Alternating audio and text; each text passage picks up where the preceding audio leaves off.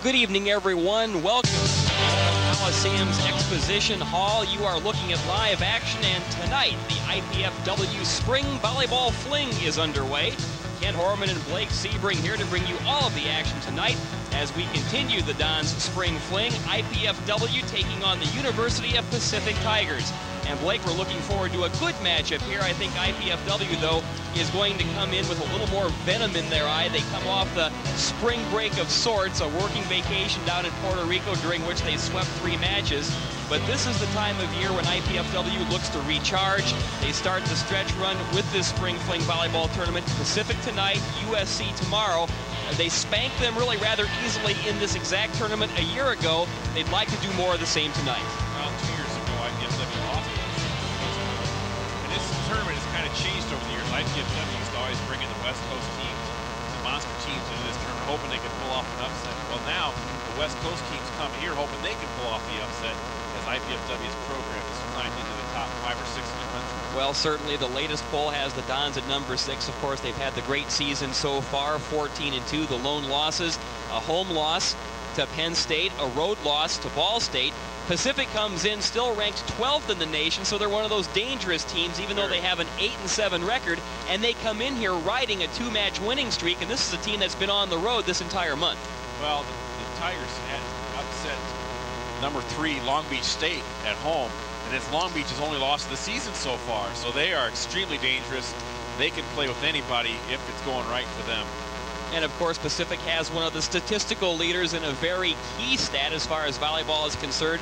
Tim Gerlash leads the country in hitting percentage, hitting a lusty 58%. So there's going to be a dangerous player I'm sure the Dons will have to keep their eye on. That'd be like hitting 58% of your field goal, your 3-point shots basically in basketball.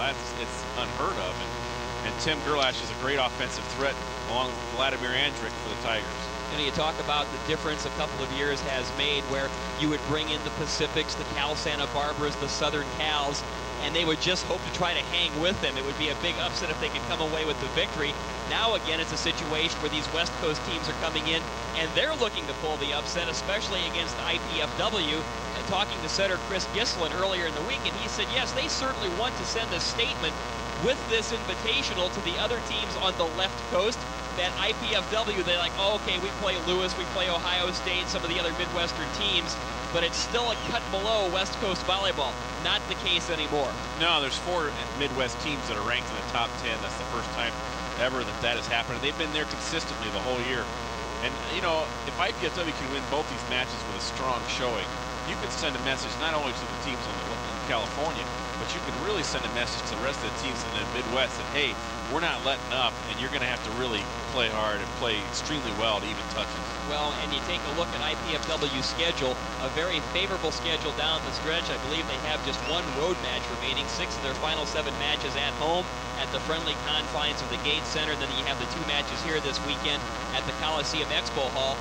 That road match, though, will be huge. That'll be at Ohio State, and Coach Arnie Ball said a couple of days ago they want to perform very well in this tournament. They want to use this tournament, and they want to really focus and prepare themselves for that big match at Ohio State, the Dons and the Buckeyes, in the match that arguably will be for the MIVA championship. Well, let's face it, IPFW really, they got lucky in a sense against Ohio State the first time. They were down 12-7 in the 5th game, the rally scoring game, and then they scored 8 straight points, which is just unheard of. I mean, it's just you can't predict ever doing that. And I'll tell you what, Ohio State's been on a roll almost ever since that match too. They've been playing very well. IPFW again comes into this evening's match with some solid momentum going. Everybody holding their heads high. They're feeling pretty confident.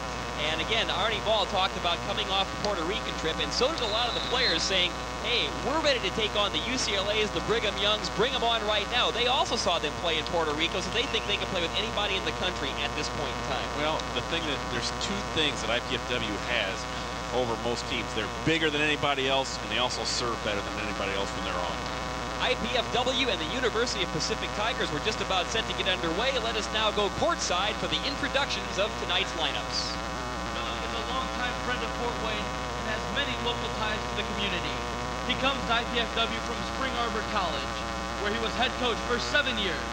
one of the most successful And coaches prior in to the history of introduction Spring of the Arbor. teams and their respective starting lineups, there's a little ceremony now where they are introducing the new head coach of the IPFW men's basketball team. Doug Knoll came to town today and officially was introduced as the Dons' new head basketball coach. And of course, Doug Knoll coming to Fort Wayne after 7 years with Spring Arbor in Spring Arbor, Michigan. 6 of those 7 seasons with Spring Arbor, and there's a look at Doug and his family. Spring Arbor won 21 or more games, so he also coached Grace, and he's looking forward to coming to the Division II level here with IPFW and turning around the Dons program. And he is anxious to get going, and one of the things, Blake, he already has a good-looking recruit, his son Brad, so he's going to come down as part of the package, a first-team All-Stater in the state of Michigan. So good luck to Doug Knoll, the new coach of the IPFW men's basketball team. Now let's meet the teams at tonight's match, IPFW and Pacific. The 6'6" sophomore from Salt Lake City, Utah, number 2, Tim Jensen. A 6'6" junior from Lake Mary, Florida, number 5, Daryl Dillmore. A 6'9" sophomore from Zagreb, Croatia, number 8, Vladimir Andrić. A 6'4" junior from North Hollywood, California, number 11, Dylan Herrick. And a 6'5" sophomore from Monarch Beach, California, number 13, Tim Gerlach. Coach of the Tigers, Mr. Tim Wortman. And now the starting lineup for the home team on the scoreboard, your IPFW Mastodons. A 6'4" freshman from Hamburg, New York, number 5, Jeff Petak. A 6'7" senior from Windsor, Ontario, Canada, number 7, Brian Peratt. A 6'7" junior from Red Wing, Minnesota, number 10, Chris Gislin. A 6'8" junior from Young America, Minnesota, number 11, Mike Cummings. A 6'6" junior from Arroyo, Puerto Rico, number 13, Hector Soto. And a 6'8" junior from Huntington Beach, California, number 15, Scott Lane. Coach of the Dons, Mr. Arnie Ball. At this time, if you would please, now rise for the playing. There you have the starting lineup for tonight's match. We now pause for our national anthem.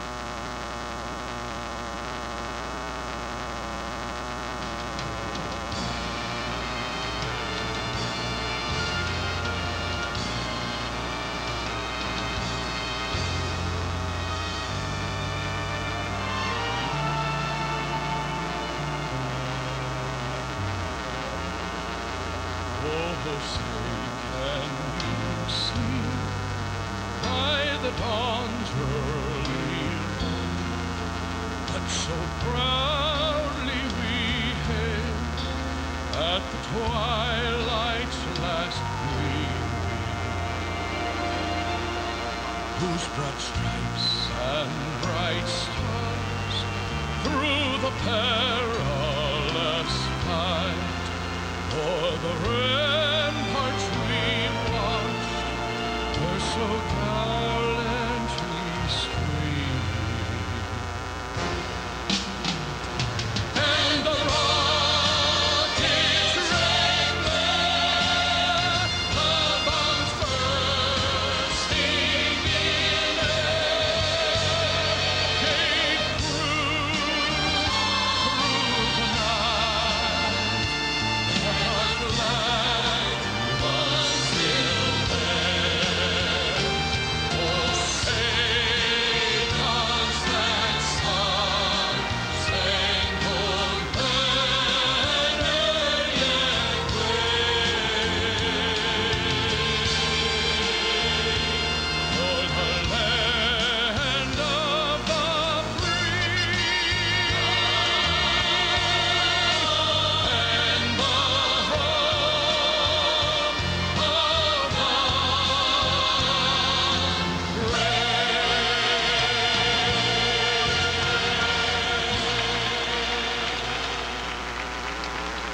nice job singing the national anthem, Ken. I really got to congratulate you Boy, on I'll that. tell you, they had the chorus, the orchestra, they brought in everybody, and you see Arnie Ball already getting on his game face. Off comes the sweater, and he is ready to do some coaching. The teams with a traditional handshake at center court, and we are just about set to begin play. Of course, IPFW, it's home white jerseys, doing their little traditional hop step as they get ready to play. They've got the blue pants, and the University of Pacific Tigers all black. Black shorts, black shirts, and white numerals, and we are just about set to go in game number 1. In the opening match, Ball State came back to give USC a scare. The Cards lost the first 2 games against the Trojans, 11-15 and 8-15. Then Ball State won the next 2, 15-8, 15-10. But the Trojans prevailed in the deciding 5th game with the rally scoring 15-10. So Southern Cal beat Ball State 3-2 in the opening match. And we are set to start match number 2 in this first night of the IPFW Spring Fling. To serve for the Dons will be Scott Lane. And that's a switch already. Usually Chris Gislin leads off serving for IPFW. Good pass to start the match. Boy, the pass was started that time by Vladimir Andrick, and he finished. So right away, the side out goes to the University of Pacific.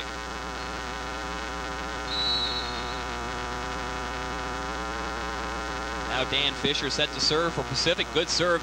Decent pass by Petak. He takes the return set. Petak blasts it through the net and puts it down, so we now have a side out to IPFW. Once again, folks, this evening's Midwest Intercollegiate Volleyball Association match and the Spring Fling on College 6 brought to you in part by Bosch Bus Company, Chestnut Group Incorporated, Farm Bureau Insurance, Fujifilm USA, and by Sumner Sweets. And the Pacific Tigers again get the big side out on the kill. So the teams immediately are trading early side outs. Vladimir Andrick's wearing number 12 tonight, not number 8.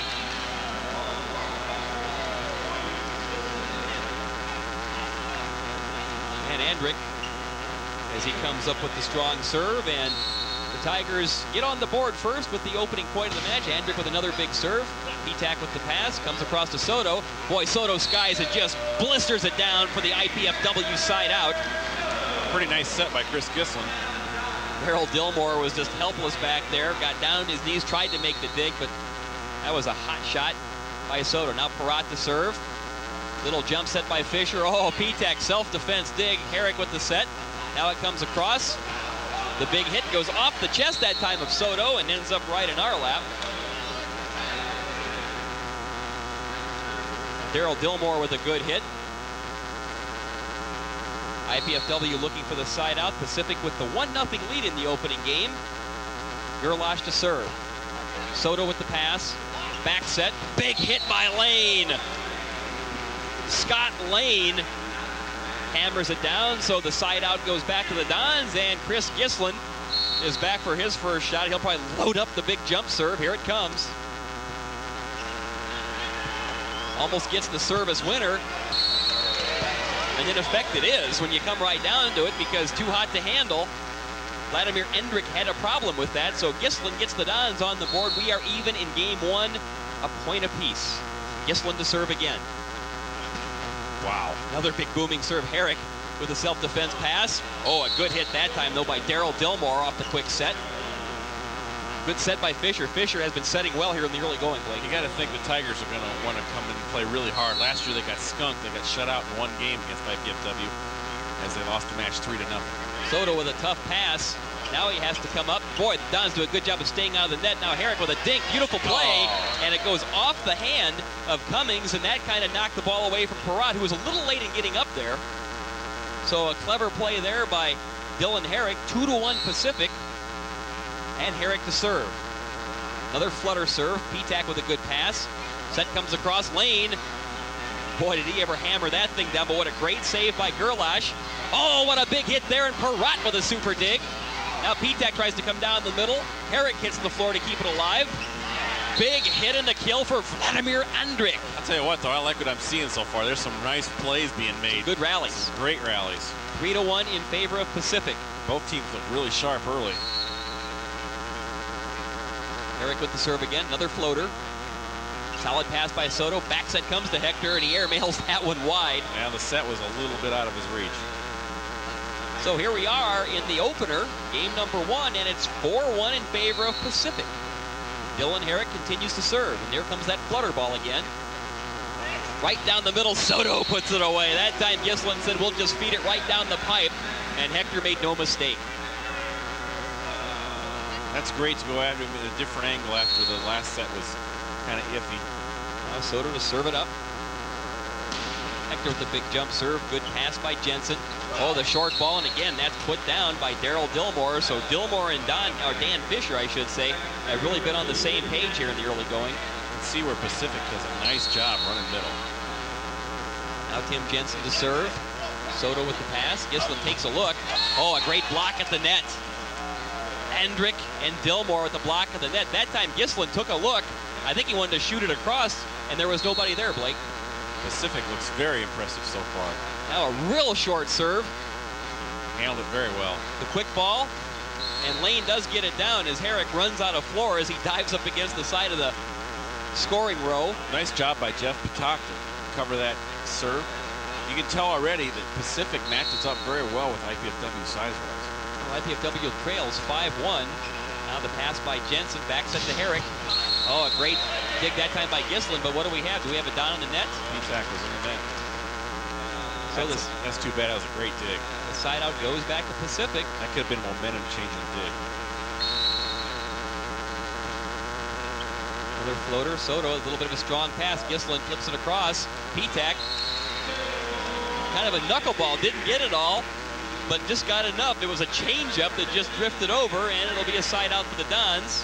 Scott Lane to serve for IPFW. Again, the Dons trail here in the early going, 5-1. Oh, he had that top spin serve, but just a little too strong. So the service error gives the side out right back to Pacific. This has got to be an interesting dilemma for IPFW. This is their first match playing this year at the Coliseum, so it's not quite your normal home match. Dan Fisher whistles one over, but a good up by Soto that time, and Lane puts it down. So looks like Scotty Lane's found himself a bit of a groove here in the early going. Patak to serve. Takes a look over at the IPFW bench. Patak, he loads up the big serve, and again, that jump serve, you have to have timing. It's almost like when you're going for the big serve in tennis. It's everything in the toss and the rhythm and everything like that, and then hitting through it, but making sure you don't hit it through too soon and put it into the net. Except in volleyball, you don't have a second chance. Big serve by Hendrick, the Dons. Soto wipes it off the top of the block. Boy, a three-man block was up there. Herrick was up there along with Jensen. Also Gerlash, but Soto got the job done. Now Ryan Perrott to serve. We've been stuck on 5-1 Pacific here for a few minutes. Now Perrott with a short floater. Up by Jensen. Short ball again, and Gerlash puts it down. Well, you can tell Pacific got a very good scouting report. They are right on top of everything IPFW is doing. Their blockers are waiting right now. And they've also found an opening in the middle, it looks like here. Comes the serve. Soto with the pass. Gislin that time it's short set, and Cummings puts it down. Nice play. That'll open up some things.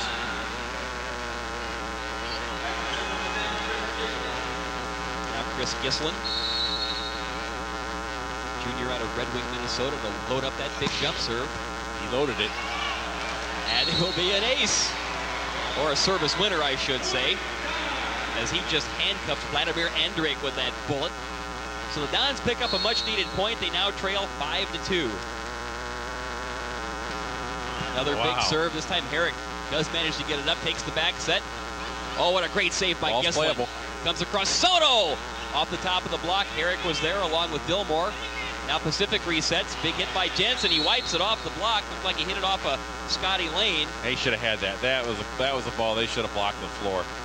Mike Cummings wasn't strong enough on the outside and didn't get his hands over far enough. Rolled off his arms. Now Dylan Herrick to serve. His team leads 5-2. Patak with the pass. Gislin comes across to Soto. Hector Soto. That's a gift call. Because the set, I mean, he practically cupped the ball to swing it outside. Well, the officials even kind of chuckling about it. Pat Karras is the up official. Patty Salvatore is the down official. And I'll tell you, they sure have loosened up the carry rule. I'm not even sure it exists anymore. Soto with the serve. Big hit by Jensen. Good dig by Perrott, but ends up in the net. Nice dig by Perrott. Yep. That's how IPFW is going to. That's going to determine. IPFW's defense is going to determine how well they do tonight. Because Pacific is every good offensively as they are. Jensen with the flutter ball. Now P-Tac missed it. Looked like he tried to cut that a little bit, cross the other way, and sails out wide. So Pacific takes the point and a 6-2 lead. Tim Jensen to serve it up again. Short ball. Terrible pass. See what P-Tac can make of this one. Oh, he rips that one down. He hits a heavy ball, doesn't he, Cam? Oh, He Tim doesn't look like, Gerlash. it doesn't look like he's hitting it that hard, but it just. Well, it doesn't have that big pop like a fastball pitcher hitting a catcher's glove. Yeah, it reminded me that of was like John Anderson's slap shot in hockey when he was with the Comets. He didn't look like he was hitting it that hard, but it was tough to handle. I think Tim Gerlach will testify it was hard enough. Now Dylan Herrick takes a set and wipes it off of Perrott and P-Tac's block. So Pacific doing a good job of siding out. They'll see if they can build on their 4-point lead. Daryl Dillmore to serve. Going with the floater again. Soto with the pass. P-Tac with the hit. And again he misses it. Now he just missed it. It was a good set. He just missed it. Yep. So Pacific has the point and a 7-2 lead. Arnie Ball might be thinking timeout here pretty soon if the Tigers continue this run. Gislin takes a look. Short ball. Oh, Perrott. Yeah, here it comes. A little bit of a missed time, and Dan Fisher was there to block it up, and sure enough, Arnie Ball said, I've seen enough of this. It's 8-2 Pacific, and he has called a timeout. He has to talk things over with his Dons, and this looks like a totally different Pacific team than the one the Dons spanked in this very tournament a year ago. Tigers are all over IPFW's offensive sets. They know what's coming and when it's coming. Once again, if you're just joining us, the Spring Fling opened earlier tonight, a 5:30 match that went the distance between Ball State and Southern California. USC finally winning it in 5, 15-11, 15-8, 8-15, 10-15, and then 15-10 in the deciding 5th game with the rally scoring. Brooke Billings, USC's stud freshman, really played well. He had 28 kills and 15 digs, and he was outstanding. And he was the National Player of the Week named on Monday. Well, so he's their big gun. And there will be more volleyball action in this Spring Fling right back here at the Coliseum Expo Hall tomorrow night. The teams will flip-flop. On Saturday, March 20th, Ball State will play Pacific at 5:30, and then we'll have the all-alphabet match, IPFW against USC at 8 o'clock. And, of course, that match also here, IPFW and Southern Cal, right here on College 6 at 8 o'clock. My cohort, John Getze from NBC 33, will be here on the call along with Blake. Good, finally. Get somebody decent to work with. Soto with the pass. Gislin back sets. Lane hits it off the top of the block. Oh, what a great save by Jensen. Big hit that time by Dillmore, and he gets it on the floor. Pacific is hitting 71% right now. They've got 11 kills, no errors, and 15 attacks. That's amazing. IPFW is hitting 26%. And the IPFW, here's the stat so far. IPFW has no blocks. And it's a 9. Check that 8-2 Pacific lead. Now Soto hits it right over the block and handcuffs Dylan Herrick. Now they do have to change the score because briefly, Blake, I saw a 9 up there. Well, now let's see where we are because one scoreboard says 9, the other 8. Now they have a copacetic, so it is 9-2 Pacific. Big serve by Lane.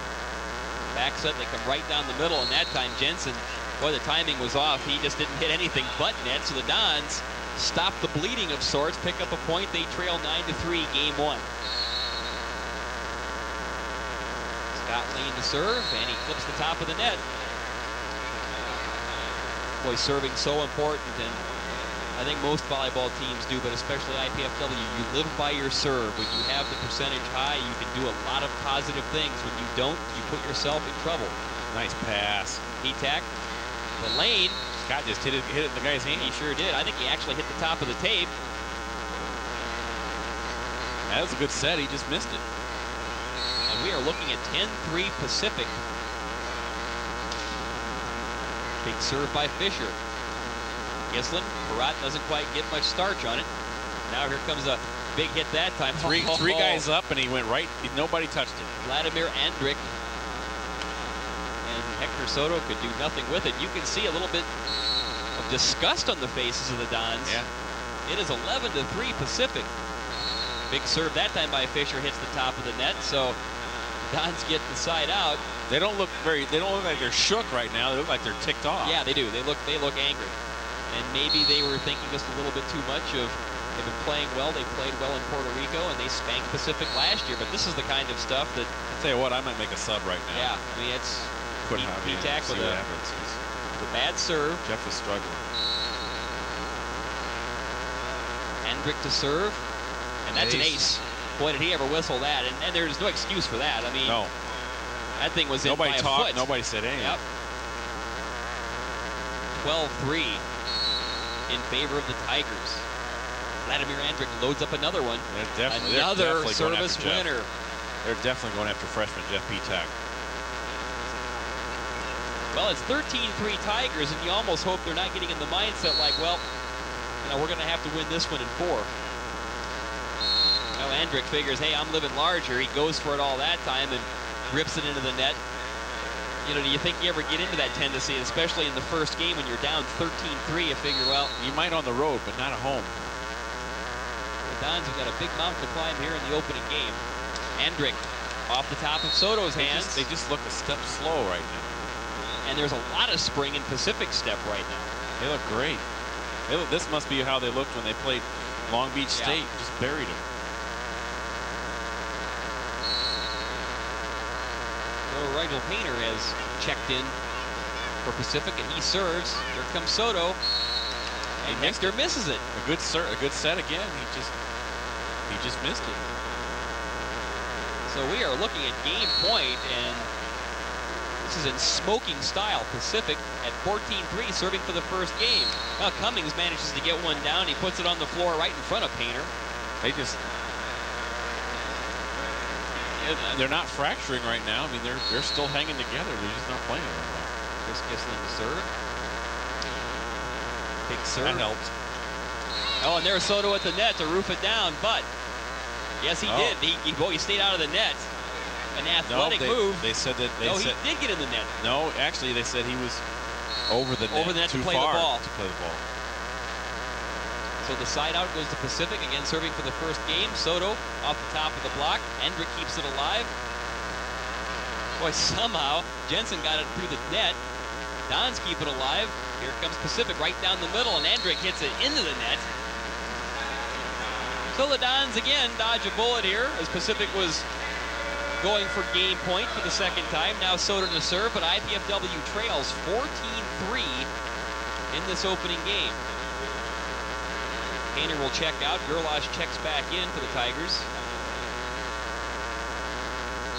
You know, even if they can't come back and win this game, they need to get a run of points here to get the momentum for the second. Boy, Soto just whistles that serve. Jensen, though, manages to pass it up, and again, the short ball is put down by Daryl Dillmore. Dan Fisher's had a very efficient setting game here in this opening game. You know how you feel after you sleep really late, you're really lethargic for a couple hours? That's what they look like. They look like they're just a half-inch off of everything, and that's a crucial factor. And when you're looking at 14-3, some would say, I wonder if the alarm's gone off yet. Yeah. J.D. Brosnan has checked in. He'll serve the floater.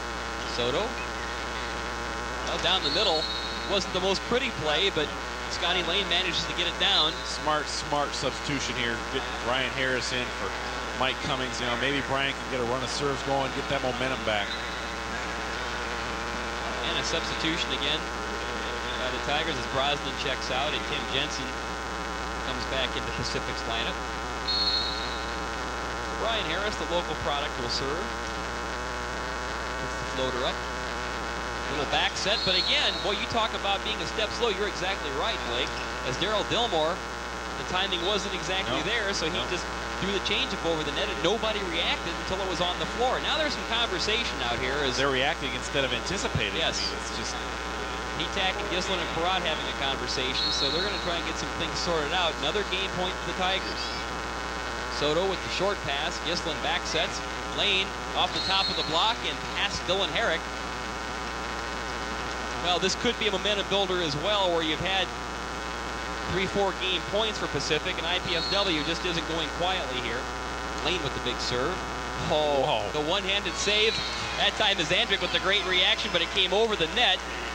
And what a Soto serve, put it down. What a serve, though.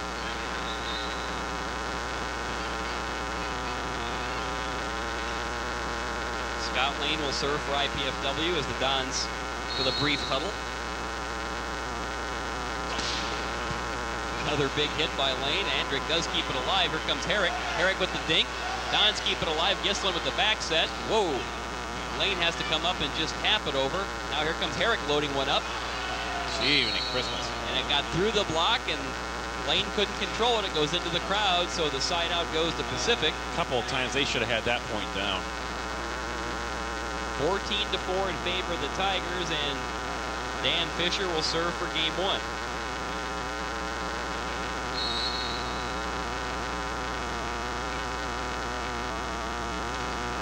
Boy, that's a big old serve that carried about 4 feet past. You know what, though? I had a lot of topspin on that. Sure almost came in. Well, Fisher, yeah, he really loaded that thing up, and that was sneaky. Reminds me of one of those big old Boris Becker serves. Now Petak. Fisher fires it across. Herrick. Oh, did he ever hammer that? But a great save by Harris. Now Hector just loops it over. Here comes Herrick again, loading up another one. Good block that time by Gislin. Perron also there. Now here comes Andrick, and he hits it off the top of the block. Don't know if he got it off the shoulder or the arm of either Gislin or Soto. So the side out goes to Pacific, and Vladimir Andrick, the 6'8" sophomore from Zagreb, Croatia, will serve for game one. His big serve handcuffs Petak, and that'll do it. And I think you're going to see Javier Escobar in for Jeff Petak at the start of the second game.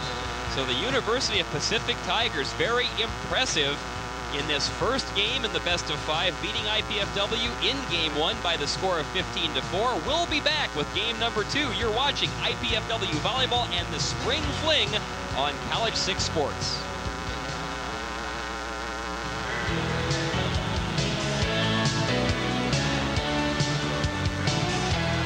I really wanted to go for an Indiana University business degree. But with housing and tuition, it really adds up, and the money just wasn't there to go away to college.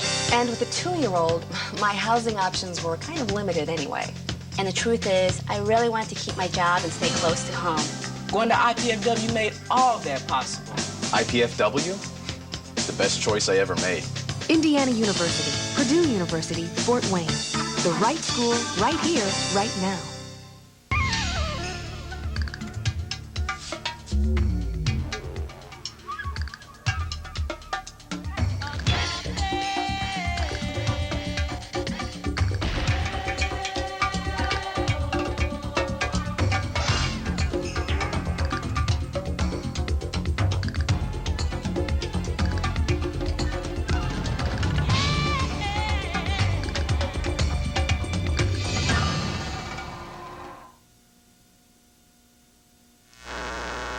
Ken Horman and Blake Sebring back at the Memorial Coliseum's Exposition Hall, the annual IPFW Spring Fling. This is match number 2.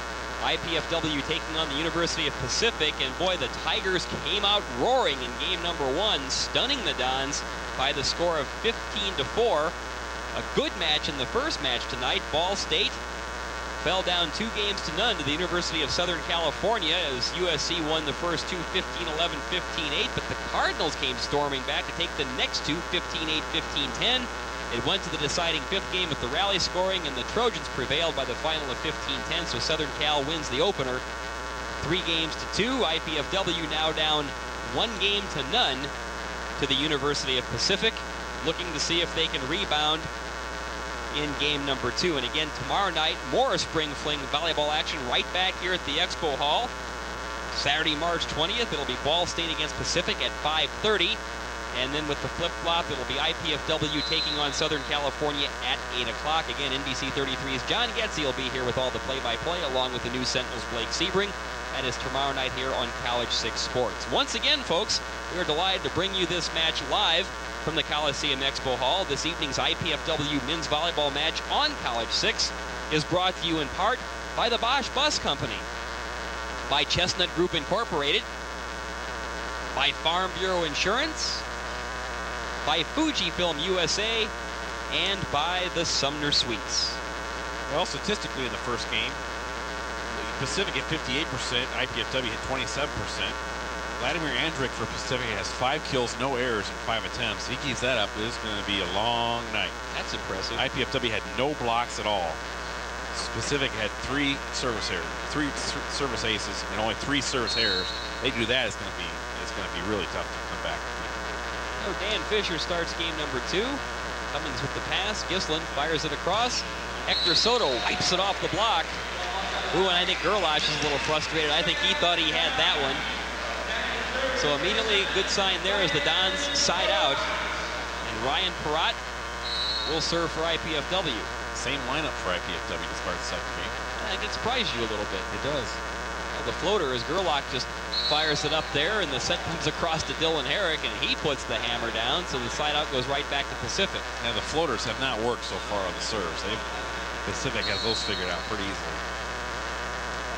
Andrick with a big jump serve. Boy, Pitak manages to get a decent pass. Soto comes right at us. Boy, did he ever cut that kill. They're saying it was wide. Holy catfish. Well, I'd like to see that replay. I thought that was... I guess I was getting ready to prepare to catch the ball, but I thought he had that one down. But you're correct, Blake. They say wide, so a point goes to Pacific. Pitak again, the pass, the short set that time. Cummings doesn't get it all. Good job of keeping it alive by Pacific. Tim Jensen flips it over. Now it'll be Lane. Another good block of the net. Gerlach is in there. Nobody hit it. Dons try to see if they can get the thing down. Here comes Soto off the block. There's Gerlach right at the net with the block. That's a horrible series of plays by IPFW. Just horrible. They had 3 chances to put that point away, and they never came close on any of them. Now, Pacific is playing with unbelievable confidence right now. 2-0 in favor of the Tigers. Another great serve by Andrick. Gislin fires across. They're going for Soto again. There, Hector puts it down. He's trying to get everybody fired up, himself included. A decent crowd has made its way here into the Expo Hall, and they've had nothing to cheer about so far. Got to get this crowd involved. Gislin with the big serve. Oh, it just hit the top of the tape. You wonder if IPFW might even have been too focused for this match. I mean, they came in. They didn't look like they were flat necessarily. Pacific just looks so much better.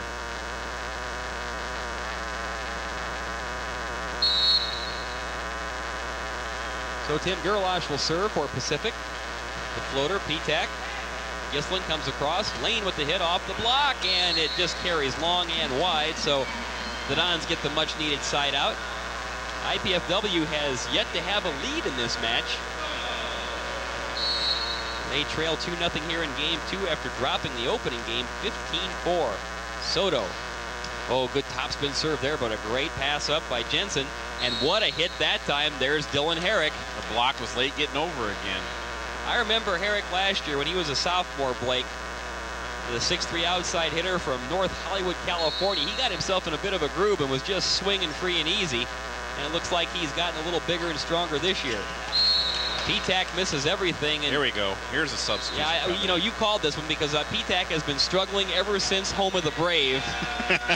Well, he really has. Yeah, and he has. So Javi Escobar comes in to see if they can jumpstart this IPFW team and give Jeff Pitak the chance to maybe sit down and regroup. And this has been very effective for IPFW earlier this season when this has happened. Soto wipes it through the block, and that time Gerlach a little late in reacting as it, I think, wedged its way through the hands of Daryl Dillmore, so the Dons do immediately side out, and Cummings will serve for IPFW. There's a floater. Boy, that was a Candiotti-like knuckleball. Herrick, oh, and a great block at the net, but it's wide as that time Perrott and Escobar were up, but Herrick effectively wiping it off the block. So Tim Jensen, 6'5" sophomore out of Salt Lake to serve. Boy, a very short set.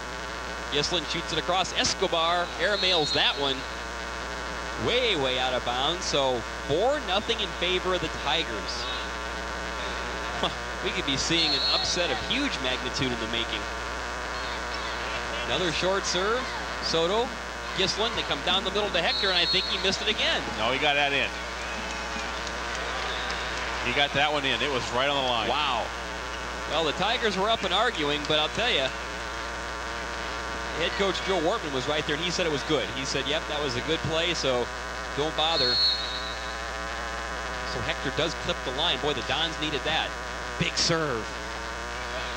Oh, great job of the net by Perrott, and ooh, I was afraid Perrott might get caught for reaching over the net before the ball got there. You know what, I thought he blocked it back onto his side of the court there for half a second. As he stuffed Daryl Dillmore, and the Dons get on the board in game 2. They trail 4-1. Lane with the big serve.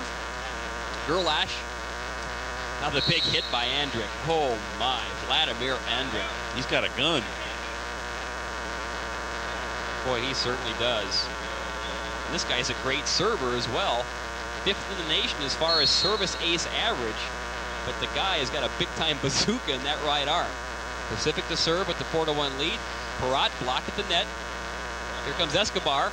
Again blocked at the net. Gerlach is there along with Andrick and also Fisher. And Blake, especially after seeing these teams playing last year, didn't think I'd find myself saying right now Pacific is having its way with the Dons. 5-1 Pacific. Soto comes through the middle. Missed it. He got tipped, though. Yeah, he did wipe it off the top of the block. I think he may have got it off the hands of Fisher. Side out to IPFW. They trail 5-1 after dropping the opening game of this match, 15-4. Javi Escobar to serve. Pacific's going to try to run middle if they get a good pass, but they didn't. There's a service winner, almost an ace. Somehow, Dillmore got the hand down to get it up off the floor, but it was a little spinner that nobody else could get to, so big point for the Dons. They trail 5-2. They need to start stringing together some points. What they need to do is start stringing together some serves that are in. Back set comes to Herrick, and Dylan Herrick, boy, he's been heating up. If you notice, Ken, every time IPFW has gotten 1 point, Pacific has put the ball down on the very next play. I mean, they've ended any rallies, any streaks, any chance for a comeback. Now Fisher with the serve. Now Soto comes off the middle. There are 3 Tigers waiting to block. They come across to Soto again. Oh, wow. Good job by Hector. Took a little off, cut it again, and Herrick kind of wrong-footed him. He was leaning one way and the ball's coming the other way. That was definitely an ankle breaker. The volleyball version of the crossover dribble. Ryan Parat to serve for IPFW. Short one into the net. Not helpful. You know, you can see that guys, they're trying. I mean, they're making a little extra effort and almost forcing it too much now. Vladimir Andrick with a 53% service ace average. Another missile. Good up by Escobar. Soto! Speaking of missiles. Daryl Dillmore is checking to see if he still has a couple of wrists. Now Gislin to serve. Boy, the Dons could sure use Chris loading up a few of his howitzers. He does. Dillmore, though, gets it up. Beautiful. Oh, there's a great block that time as Gislin keeps it alive. Soto! Oh, the play started with Gislin making that great defensive play, and then Hector Soto, who looks like he's trying to find his groove. Gave the crowd something to cheer about. Point for IPFW. The Dons trail 5-3, game number 2. Gislin, another big serve. Good up by Jensen. Fisher, Herrick with the dink. Somebody get there. Lane. Soto loads up another one. I think he got it off the block again. Yes, he did. He wiped it off. I don't know where that one came from. I didn't see anybody up. Did you? Yeah. Actually, it looked like it was on the way down. So the Dons creep to within a point at 5-4, and there is a timeout on the floor as Joe Wortman, the coach of Pacific, wants to call timeout and talk things over with his team. And we'll take this opportunity to say you too can participate in the excitement of IPFW athletics by joining the Royal Dons Club. A lot of excitement, big doings happening right now at IPFW. The Royal Dons, IPFW's official athletic booster club. Members enjoy benefits such as priority seating at IPFW sporting events, food and refreshments in the hospitality room, and other goodies. For information on becoming a member, call Pat Klein at 219-481-6643, or you can write to the Royal Dons Club, 2101 East Coliseum Boulevard, Fort Wayne, Indiana, 46805. Join today, become a member of IPFW's Royal Dons Club. Pacific has done a wonderful job. Coach Joe Wortman has really built this program. They just became a varsity team in 1992, and they've really made major strides each year. They're gradually growing and getting better each year. And he thinks he can really have a great team next year and maybe make a run for the national title. Now the Dons looking to tie things up. And Chris Gislin is set to serve. IPFW trailing 5-4. Andrick with the big hit. He hits that off the top of the IPFW block. Soto and Cummings were there.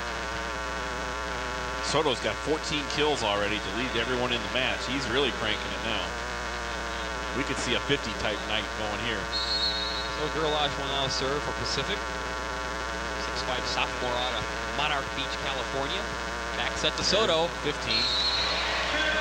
Boy, and he found an opening about as big as a canyon. So Gislin now is looking a little bit more often for the hot hand, and that belongs to Hector Soto, and they're moving him all over the floor. Hector has 10 kills already in this game alone. And Soto will serve. Well, he tried a big topspin bomb again, but he cut it a bit, and it was wide. So the side out comes back to Pacific, and we'll take a look at Dylan Herrick. Short floater. Good pass for Gislin to handle. Oh, good save by Herrick with the one arm off the Cummings hit. And it's ripped off the top of the block by Vladimir Andrić.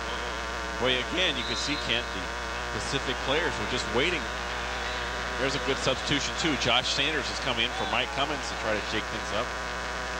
They've got to do something. 6-4 in favor of Pacific, and Josh Sanders, the freshman out of Racine, comes in. Soto with the pass, and they're going to bring it right back to Hector. So long. Yeah, he's going for 50 tonight. I don't think he's going to have to almost the way the rest of the match is going. Well, I think Hector's starting to feel it. I think Gislin knows that he's there. They're getting into a bit of a groove. Floating serve by the Dons. They come back to Jensen. Good block by IPFW. They have a chance. Here comes Soto right down the middle. Oh, what a great block that time. Looked like it was Fisher up there. Now they go to Lane.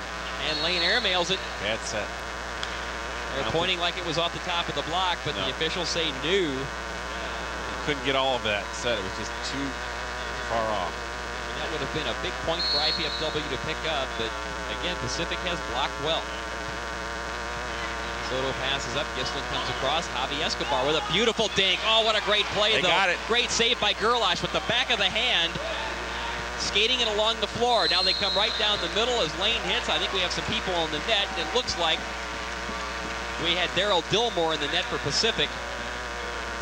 So the Dons will side it up. What a great play by Gerlach to literally just pick that ball up off the floor by his fingernails. Lane with the big serve. Good pass by Andrić. He takes the return set. Dons blocked at the net. Good block by Gislin. Now they have the chance. Gislin puts it down! Taking the set from Escobar, Chris Gislin said, hey, I'll take my shot. Big point for IPFW. They now trail 6-5 game 2. Pacific winning the first 15-4 in a surprise. Lane with the big serve. Andrić, a little bit of a self-defense play. Back set. Good block to the net with Perrott and Gislin. Andrić will try it again. Good block again by Perrott. Oh, the one-arm save by Herrick. Herrick loads it up. Good block again by Perrott. Lane will set. Gislin will hit. Oh, what a block that time. Gislin wasn't ready for it. By Andrić. He was like, this isn't coming to me. I don't need this. He's the most surprised guy out there. Boy, Vladimir Andrić can do it all. He can. He's a great player. Tell you what, though, these long rallies are getting IPFW back in the match. They're getting the crowd into the match. If you're just joining us, IPFW again dropping game 1 of this best of 5, 15-4. They trail game number 2, 6-5 to the University of Pacific Tigers. Soto comes down the middle. Oh, another good save that time. Well, it was a good dig by Jensen, but they couldn't fish it out of the net and make anything happen, so the Dons collect the side out. And Javi Escobar serves it up for IPFW. The pass by Jensen. Oh, he had it too. Javi had it. He knew it. Slick move that time by Fisher, but Escobar just couldn't quite get there. But you're right, he sniffed it out, just couldn't quite get that arm down in time. All the little things like that you got to do to keep a team off balance. Now Fisher with the jump serve. Oh boy, he had plenty of topspin on that, but that just goes a little bit long. They've been handling Ryan Perrott's serves very easily so far. Let's see if he can come up with something tricky. But slowly but surely, Blake, I think I see the momentum just shifting a bit. If the Dons can get this thing tied and take its first lead, I think they can have a little fun. The one-handed set, it's a misplay. That'll be the 4 hits. So there again, we just see the tide starting to turn a bit. An error made that we had not seen Pacific made during the first game and throughout most of this one. But now IPFW has tied it 6-6. They're going for their first lead of the match. Good serve again. Great serve. And handcuffs Jensen. Herrick will hit. Oh, what a great hit. Boy, he hit that right over the block from a ways back, and Parada and Escobar could do nothing with it.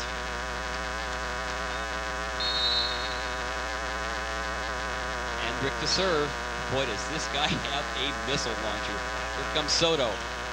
You know, Speaking of which, I said 50. I think this could be a night where Hector challenges the national record of 61. It's only 6-6 here in the second game. He's got 20 kills already. He's got another half a game at least to go in this game. He could go for 60 tonight. Gislin with the big serve. Good up by Jensen. Back set to Herrick. Herrick takes it off the block. Oh, the wow. Dons keep it alive. What a great play. Escobar tries for the surprise party. Down the middle, Gerlach puts it down. The other thing you need to do if you're going to have a big, big night like that is you got to have a quality opponent to keep the games going. And right now, Pacific is definitely a quality opponent. Pacific has looked as good as anybody I've seen IPFW play so far this season. Very impressive outing so far by the Tigers. Gerlach to serve. Soto the pass. Gislin back sets to Hector. No, he couldn't hit that one. Nope, it was a little bit too long as far as the set was concerned. And too wide. Only thing he could try to do is get it in cross court. Hector almost hit that ball from the PA table. So a point for Pacific, and that'll break the tie. The Tigers reclaim the lead at 7-6. Soto with the pass to Gislin. Now they shoot it across the lane. Lane hits it off the top of the block. Dylan Herrick was there, and I think he wore that one on his shoulder. So he'll do a little bit of housekeeping on the floor as he slipped and fell to the floor, wiping up some perspiration. And this floor, you know, I'll tell you, Blake, it looks a little slicker, but I don't think it's quite as slippery as I might have expected. It is, though, because this floor really holds the water. It's a sport court. And it's like playing on plastic in some respects. What a great up again by Andrick. Oh, a super play by Gislin. They jockey at the net. Gislin, here comes Soto down the middle. He's got it down. Puts it through Daryl Dillmore and Tim Jensen. Another kill for Hector, 7-7. And again, plays like this have started to get this good crowd here now at the Expo Hall. Still room for you if you'd like to come on out, but get this crowd a little more active. Now Soto, another good serve, and handcuffs Jensen. Herrick chases down. Andrick, beautiful, with an effective hit, but the Dons have a chance again. Hector again, that's off the top of the block, and Andrick can't handle it. Another point, IPFW on top, 8-7. Arnie Ball is up off the bench, clapping his hands. I think he's seeing the intensity he's wanted from this team. You got to give Hector a lot of credit because he was the guy that was getting them going early. I think he tried for a little too much mustard on that one. Rips it into the net, so the side out goes to Pacific, and Dylan Herrick will serve for the Tigers. Short serve. Here's Escobar. Blocked at the net. Oh, good block that time, as there was Daryl Dillmore along with Fisher. But again, it seemed like there was a ball the Dons could have played, just didn't quite react to. Everybody's waiting for everybody else to make the play. Looks like some of the hockey games we've seen this year, huh? Yeah. Well, it was a short pass. So again, that little floater at times gives the Dons trouble. That's a very short serve, barely made the net. So you get that server who can really make that ball wobble, really float in there. Sometimes that's more effective than the big gun that comes at you. Right there's a good serve. Dons keep it alive. Gilmore could not put it down. Hector, though, hits the thing too long. Not much he could do with that. He was far enough back. You know, you can't hit it. You got to hit it over the block. When you're that far back, there's only so much top spin you can put on it. And he even tried to take, I think, some of the pace off of it. He went for the fattest part of the court that was left. So Jensen serves into the net, so we've had back-to-back serving errors by Pacific.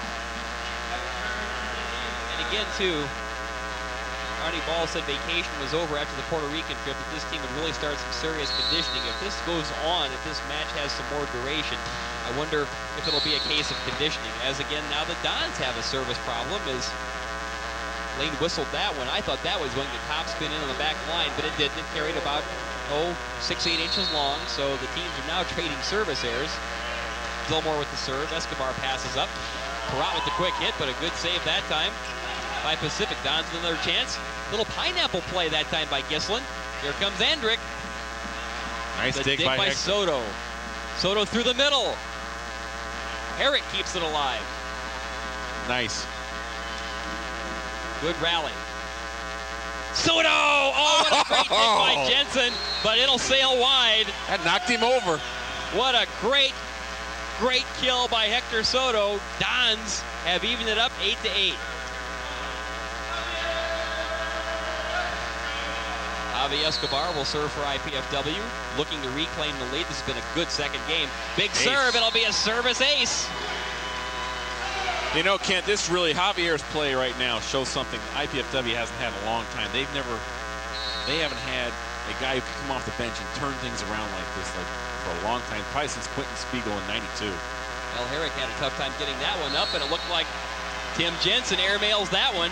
You can always tell when you know you airmail it, and they're taking a look at the official praying for a tip that wasn't there. So the Dons have taken the lead. They go on top by the score of 9-8. Pacific takes a timeout. We'll be back with more. You're watching the IPFW Spring Fling on College 6 Sports.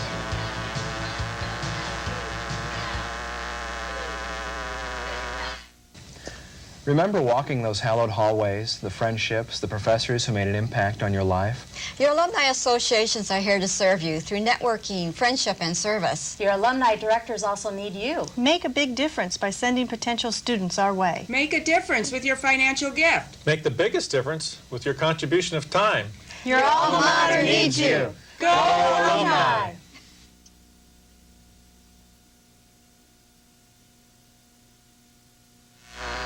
Ken Horman and Blake Sebring back at Memorial Coliseum's Exposition Hall. Game number 2. Hector Soto has 21 kills so far, Ken. IPFW has moved out ahead here in the second game. It is now 10-8 IPFW. This after the Dons, I think, were maybe a little late in waking up from the nap because they lost the opening game to Pacific 15-4, but the Dons now on top 10-8 looking for more. Good set by Fisher. Gerlash with the hit. Pacific gets the side out. The Dons lobbying for that to be just a little bit wide, but I think that probably caught the sideline. Not a vociferous argument. Dave Science is very good at Dan Fisher to serve. Oh, that's a good up by Soto. Comes across to Hector. What a great play. The old changeup.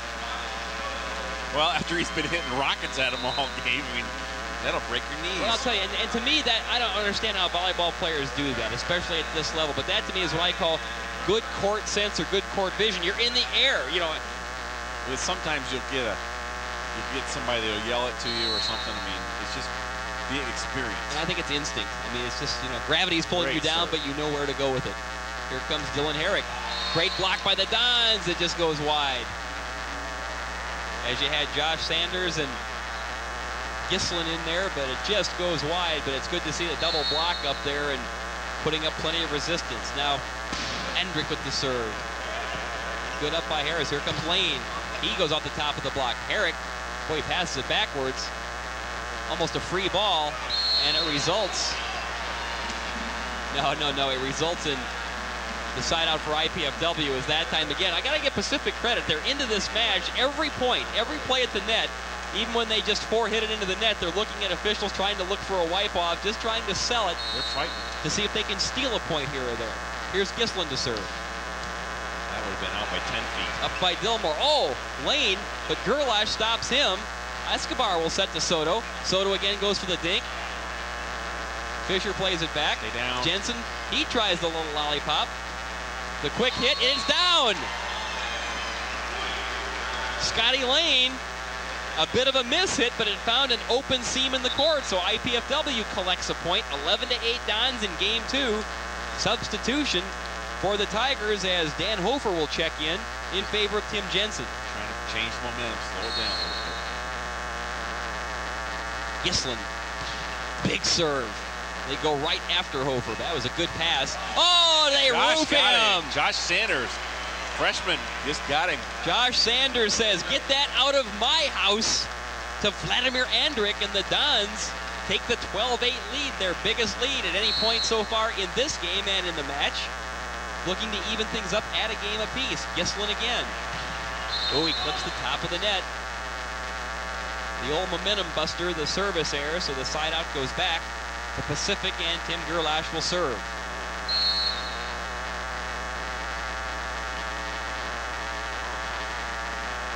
Here comes Hector. Self-defense save that time by Andrick. Now they come across. Oh, going down, says Scott Lane. And what's starting to happen, Ken, is the Pacific Tigers are concentrating almost solely on Hector right now, and that's opening up their offense for everybody else. Good decision, though, by Gislin again. Very good. Start spreading things out just a little bit as they've ridden Soto throughout most of this game, too. Hector with the big serve. Andrick decides he has to play it. Herrick bumps it up. Andrick with the deep hit. Boy, that's an effective hit, too. Harris does not get a good pass up. Now Hofer saved on the dive by Gislin. Another great block in the net, the one-on-one by Lane. Herrick comes across. Andrick takes a look. Oh, boy. I'll tell you, Vladimir Andrick just seems to find holes. He either makes his own or just seems to create them. They should name this. So the side out goes to Pacific as Herrick with the serve. Here comes Escobar. Oh, big block in the net that time. Super play by Dillmore. Fisher also helping out, so Tigers are right back in this game. Point for Pacific. They now trail 12-9 in game 2. Herrick the short serve. Escobar passes up, takes the return set. This time he wipes it off the block. Boy, that ball was hit hard. So Ryan Perrott re-enters for IPFW in favor of Brian Harris. Josh Sanders, the freshman out of Racine, Wisconsin, to serve. Andrick with the pass up. And a quick hit down the middle by Daryl Dillmore on the short set from Fisher. A quick side out for Pacific.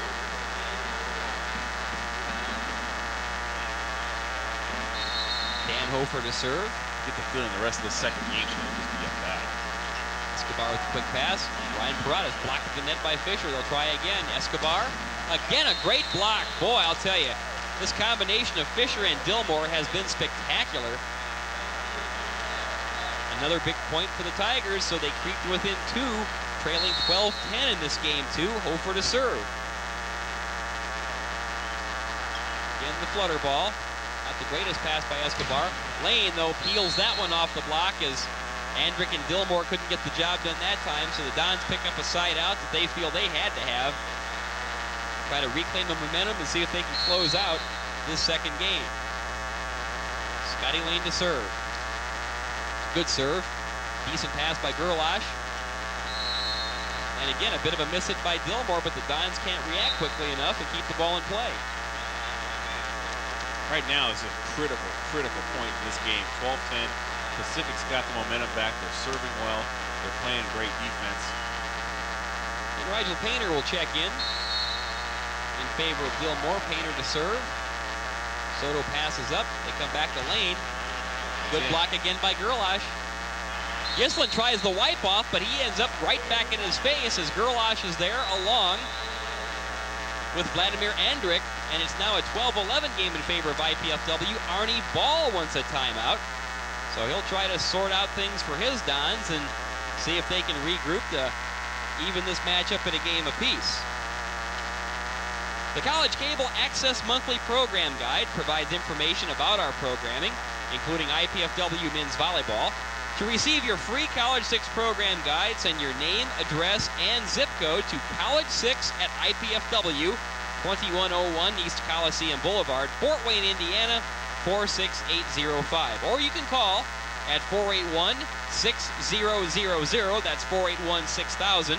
Or you can email us at college6@ipfw.edu. Well, who do you think is going to get this set, Kent? You got 3 guesses and you don't need the first 2. You know, the thing is, though, where almost everybody, I would think, in a 4-counting area would figure Hector Soto, that would be the time to sneak in somebody else. Yeah, but Hector's good enough. You don't need to sneak in anybody else. Tennis coach Jay Webb Horton is sitting next to us taking in the match, and he had some good news. The men's tennis team picking up a 7-2 victory over Quincy today, so congratulations to Coach Jay Webb Horton and the tennis team. The Dons picking up the 7-2 win over Quincy. And the IPFW volleyball team is in a match. Painter to serve. Gislin has to chase down the pass. They go to Lane. Did he get it down? No. No, that's an overrule. This is a definite overrule because I thought that was in. I thought that was in. I thought it was out. It was interesting.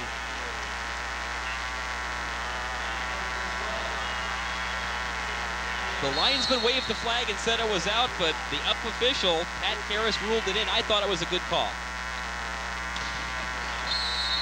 There's another good call as Vladimir Andrik just returns the favor and says, okay, take that. This is turning into a battle between he and Hector. Yep. In the second game.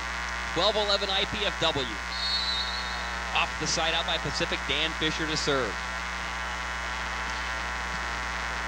Got a whip-like arm. Boy, good pass by Lane. Here comes Hector. And that will be a little long. Another good call that time, as that was a little long. Boy, Soto just missed it. We're tied, folks. 12-12, and now there's a nervous murmur creeping about the Expo Hall. Dan Fisher to serve. Good serve. Good pass by Escobar. They come down the middle, and Perrott gets it down. Boy, do the Dons need that. Well, I tell you what happened. All three blockers for Pacific had their Hector swung around outside, and all three blockers' eyes followed him. Josh Sanders goes out. He did a really nice job for IPFW there. Mike Cummings checking back in for the Dons, and here's the return of Daryl Dillmore for Rigel Painter. Well, this is what you play the game for. 12-12 in game number 2. Right now they're fighting for survival. Good serve by Perrott. Stay down, stay down. Herrick, oh, what a great hit. A super dig by Escobar. Here comes Javi down the middle. Great block at the net. Ooh, and it goes wide. A good wipe off by the Dons. But there was that three-man Pacific block again, getting plenty of ball, but that was a huge point for IPFW. 13-12 Dons, and now Tim Jensen returns in favor of Hofer. Ryan's been serving very well the last couple times. He's been throwing that floater that Pacific's been having trouble with. And here it comes. Oh, it just sails wide. Again, a good look that time by Jensen and Herrick. Watching that ball flutter wide. Boy, not the point in the match you can have that happen. And here's Vladimir Andrik to serve. Now with him coming up next serving. Wow. That's a break. Well, the guy who is 5th in the nation in service ace average at almost 53% commits the service error. So a gift side out for the Dons. IPFW trying to build on the 13-12 lead. Here's Gislin with the big serve. Oh, he just gets that through. They come across. Jensen. Well, that was set up by the serve and really an errant pass on the part of Andrik. So Jensen couldn't quite get the timing, and now the Dons have a game point. Everybody in the Expo Hall is on their feet. 14-12 IPFW in game 2. Gislin, big serve.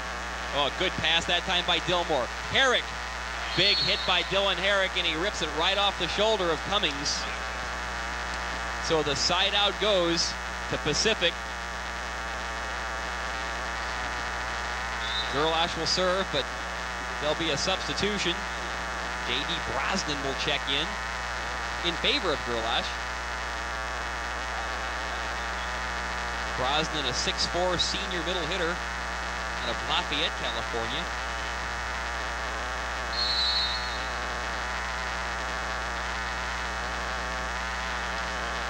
Another high floating serve. Soto with the pass. Boy, Gislin has to chase it clear across court. Lane with a big hit. Oh, what a save by Brosnan. Andrik comes down the middle. Did he get the block? No. So it was wide. He did not wipe it off the IPFW block. So another game point for the Dons, and again the fans rise to their feet. Soto will try to close it out with his big gun. Oh, and he serves it deeply into the net. So the side out gives the ball right back to Pacific, and Dylan Herrick will serve for the Tigers. 14-12 IPFW in game 2. Soto with the pass. Gislin has time to look, comes back to Hector. Oh, what a great play by Herrick to keep it alive. The free ball, though, the Dons have a shot. They come right down the middle to Soto. He gets it down. Side out IPFW. Here comes the third game point. Mike what a great serve. game this has been, too. I mean, this has been some very, very good, high-caliber volleyball. Well, Gerlach will come right back in favor of J.D. Brosnan.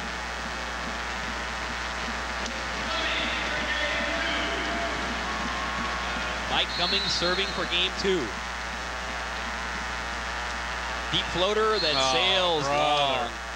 That's a quick way to earn another spot on the bench. Side out goes right back to Pacific. You can't let them hang around too long here. Tim Jensen. Soto with a good pass. Here comes Lane. Oh, beautiful dink. Saved, though, by Fisher. That ball's out of bounds. Herrick has to chase it down. That was a beautiful dink, even though they prolonged the rally for a bit. The dink set it all up. Herrick could not chase it down. You see a look of disgust on his face. Scotty Lane will go for the game. Big serve at the net. Escobar. Oh, that ball would have been out. Andrick saves it. It would have been wide. They have to make it a free ball. Soto. Gislin. Down the middle comes Hector. Good night! Hector Soto closes out game number 2. IPFW evens the match in a game apiece. The Dons taking game number 2 by the score of 15-12. Again, if you're just joining us, Pacific came roaring out, winning the opener by the score of 15-4 as IPFW just flat, very, very lethargic in that first game. But the Dons seesawing back and forth in game number 2, and they finally pull away and come up to even this match in a game apiece as they take game number 2 by the score of 15-12.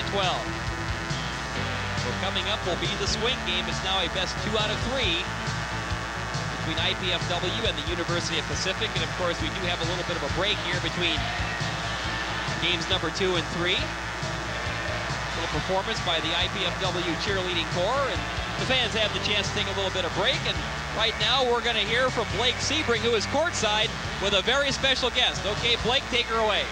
This is the new athletic director at IPFW, Dr. Walter Bowman, and you come from Gordon College in Boston. Tell me, what do you think about Fort Wayne so far? Well, I certainly have been welcomed, and I feel very comfortable. And what a great experience this is in the very first week that I'm here.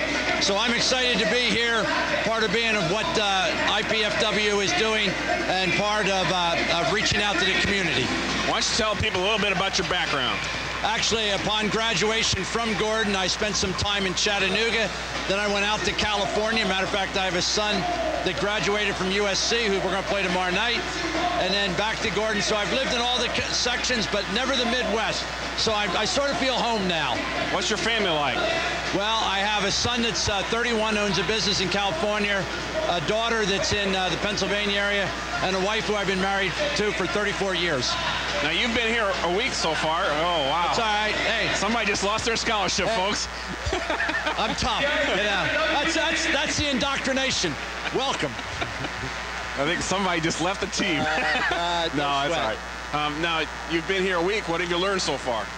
Well, first off, I learned that there's a lot of great restaurants in Fort Wayne, and I've learned that people really reach out. I mean, it's just great. And I've also learned that there are people who want to have a successful program. Not only the people at the college, but I've met a lot of the business leaders, men and women, who have said, hey, you know, we're really behind what the university's doing. And so that gives me great hope that maybe the time to move. Butch brought us to this step here and did a great job, and we're getting ready for the millennium, and so now's the time to take that next quantum step forward. Well, what are some of your immediate goals? Well, I think the first thing is to use the millennium in the year 2000, certainly in a fundraising effort, to really solidify the coaches and the student athletes there, really supporting each other, to bring more of the community into what we're doing, to have fun. I mean, we're here for them, and we want them to come out and enjoy what we're doing, and that's going to excite our kids. And the last part of it is to really see that the student athletes come here, understand academically. We want them to graduate from here, and we want them to be a part of the community during their 4 years they're here. Well, you named a basketball coach today, in Doug Knoll from Spring Arbor College. How soon do you hope to have the women's basketball coach position filled? I would say that I would be delighted if we can have that filled by April 5th. That's the target. We hope to be doing some things even the first couple of days of next week, and then try to do some things around the time of Schwarzkopf being here to possibly name it around the 5th. But I'll be talking with the chancellor and the vice chancellor on that. We are actually accepting some applications right now, and certainly we have some odds-on favorites, but we'll have to wait and see where it goes. You're looking for primarily a woman to fill that job, or do you want a man, or would you have a preference? We're really looking for the best person qualified that can come in, know our area, get recruiting, and help us do what it is. And while it would be great if it can be a woman, at the same time, we're wide open. I know you have to go back to Boston now. When are you coming back here full-time? Actually, I will be on board full-time the 5th. I'll be back here for the Schwarzkopf dinner, fly back to Boston, drive across the country. I'll be here by April 1 and in the office on the 5th. Okay, great. That's the new athletic director at IPFW, Dr. Walter Bowman. Thank you very much. Appreciate it.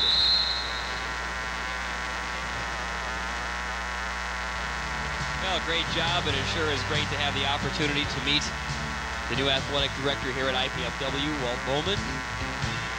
And certainly there is a guy who I think has not only a tremendous vision for IPFW and specifically the athletic department, but he surely has quite the long-range vision for the things they want to do. And I think a very positive sign about what's going on right now on campus is the swift search and successful naming of the new head men's basketball coach, and Doug Nolan. What an outstanding selection. Everybody that I've talked to, they're just elated to get a guy like this. And he really had interviewed for the job like 3 years ago before John Williams was selected, and I think they feel they're fortunate to have a second chance at a guy like that. So They offered it to him 3 times, and I think, you know, part of the deal for Doug was he wanted to be able to coach his son, and this was provided that opportunity. So here we go, an auspicious start to game number 3. This match even at a game apiece, and Jeff Petak, who is back in the IPFW lineup, starts it off with the service error. Again, Pacific won the first game 15-4. IPFW winning game 2 15-12. Big serve by Fisher. Oh, what a job by Gislin at the net to keep the ball alive, and Perrott puts it down. One of the plays of the night so far, Chris Gislin. He pulled something out of that one. And Ryan Perrott now to serve for the Dons off the side out. Hofer almost handcuffed. Good job of setting that time. Oh, Herrick with the big hit. Beautiful. Now Herrick reloads again. Off the block. Dons do keep it alive. Petak will come up with the hit. Hits it into the net. Oh, they're saying it was off a block. Soto loads it up. Oh! Playing a little croquet right through the wickets that time of Dan Fisher. I think the Dons caught maybe a bit of a break.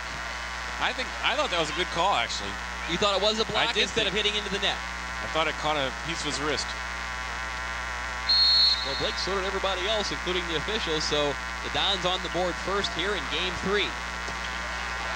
Short set comes right down the middle, and Gerlash puts it down. Oh, wait a second. Looks like that sailed a little bit long. They said Gerlash thought there was somebody had tipped it, but it did go long.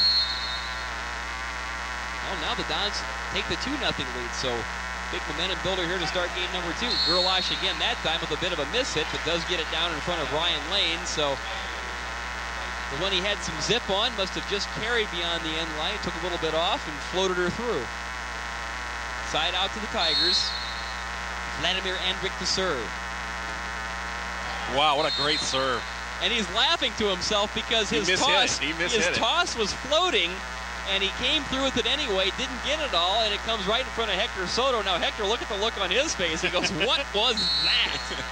Well, it used to be if you had a bad toss, you could let the ball drop and get a replay, but not anymore. And Andrick hits it into the net for the service error, but did pick up the point on the service ace. IPFW now with Gislin to serve. Well, you get the feeling everybody's just kind of let down a little bit after that brilliant second game.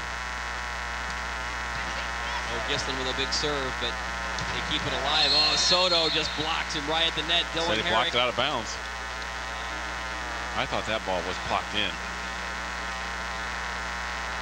Well, and the Dons are looking at the floor thinking that thing hit the blue instead of the red. I thought it did, but Dylan Herrick will certainly take it. I still think this has been an excellently officiated match. Oh, definitely. Petak passes up. Gislin comes across. Lane. I think Scott hit that into the antenna. We're 2-2. Yep, Scotty Lane indeed smacked the antenna as he was drifting a little bit wide. So we're even 2-2 in game number 3. Match is even in a game apiece. Gislin backs us to Hector. Oh, Hector Soto.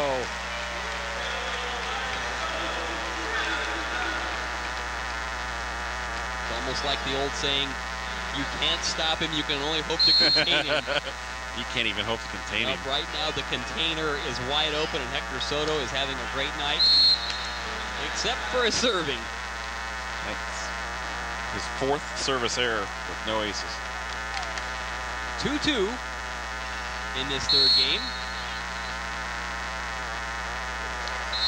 And Dylan Herrick serves it into the net, so really both teams, the serving has just gotten a little bit sloppy as of late. Mike Cummings now to serve for the Dons. Goes for the floater. Hendrick passes up. They shoot it across the Hofer. Oh, man, what a bomb that was. Boy, he had some arm swing on that. Gislin really was down in position, did everything he could, but that thing was just a missile. It's a good thing he was down in position. He'd been hurt bad. And you always prefer that to hit the arms, not come up and get you right in the mush. So here's Hofer, he of the big kill. The floating serve. Petak a good pass. Comes across to Jeff. And Petak now hopefully finding his groove as he just bore a hole in the floor right in front of Daryl Dillmore. Petak got off to a miserable start, especially in game number 1, trying to find his groove. Scotty Lane, though, another service error for the Dons. So right now we're stuck at deuces in this third game. Again, Pacific firing out to the victory in game 1, 15-4. The Dons winning game 2, 15-12. We're even up.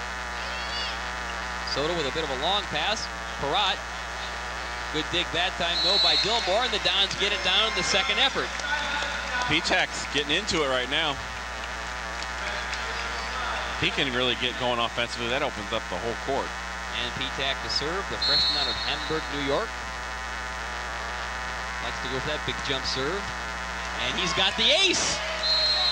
Completely handcuffs Hofer, so you know, it's been Petak's neat. Going. It's been neat about Jeff this year. There's been a couple of matches where he started really flat, and they've taken him out, set him on the bench, and they put him back in. I mean, he does not play like a freshman when he comes back in.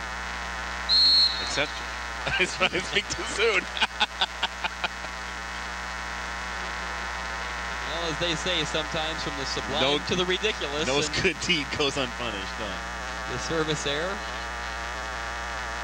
The bane of a volleyball coach's existence.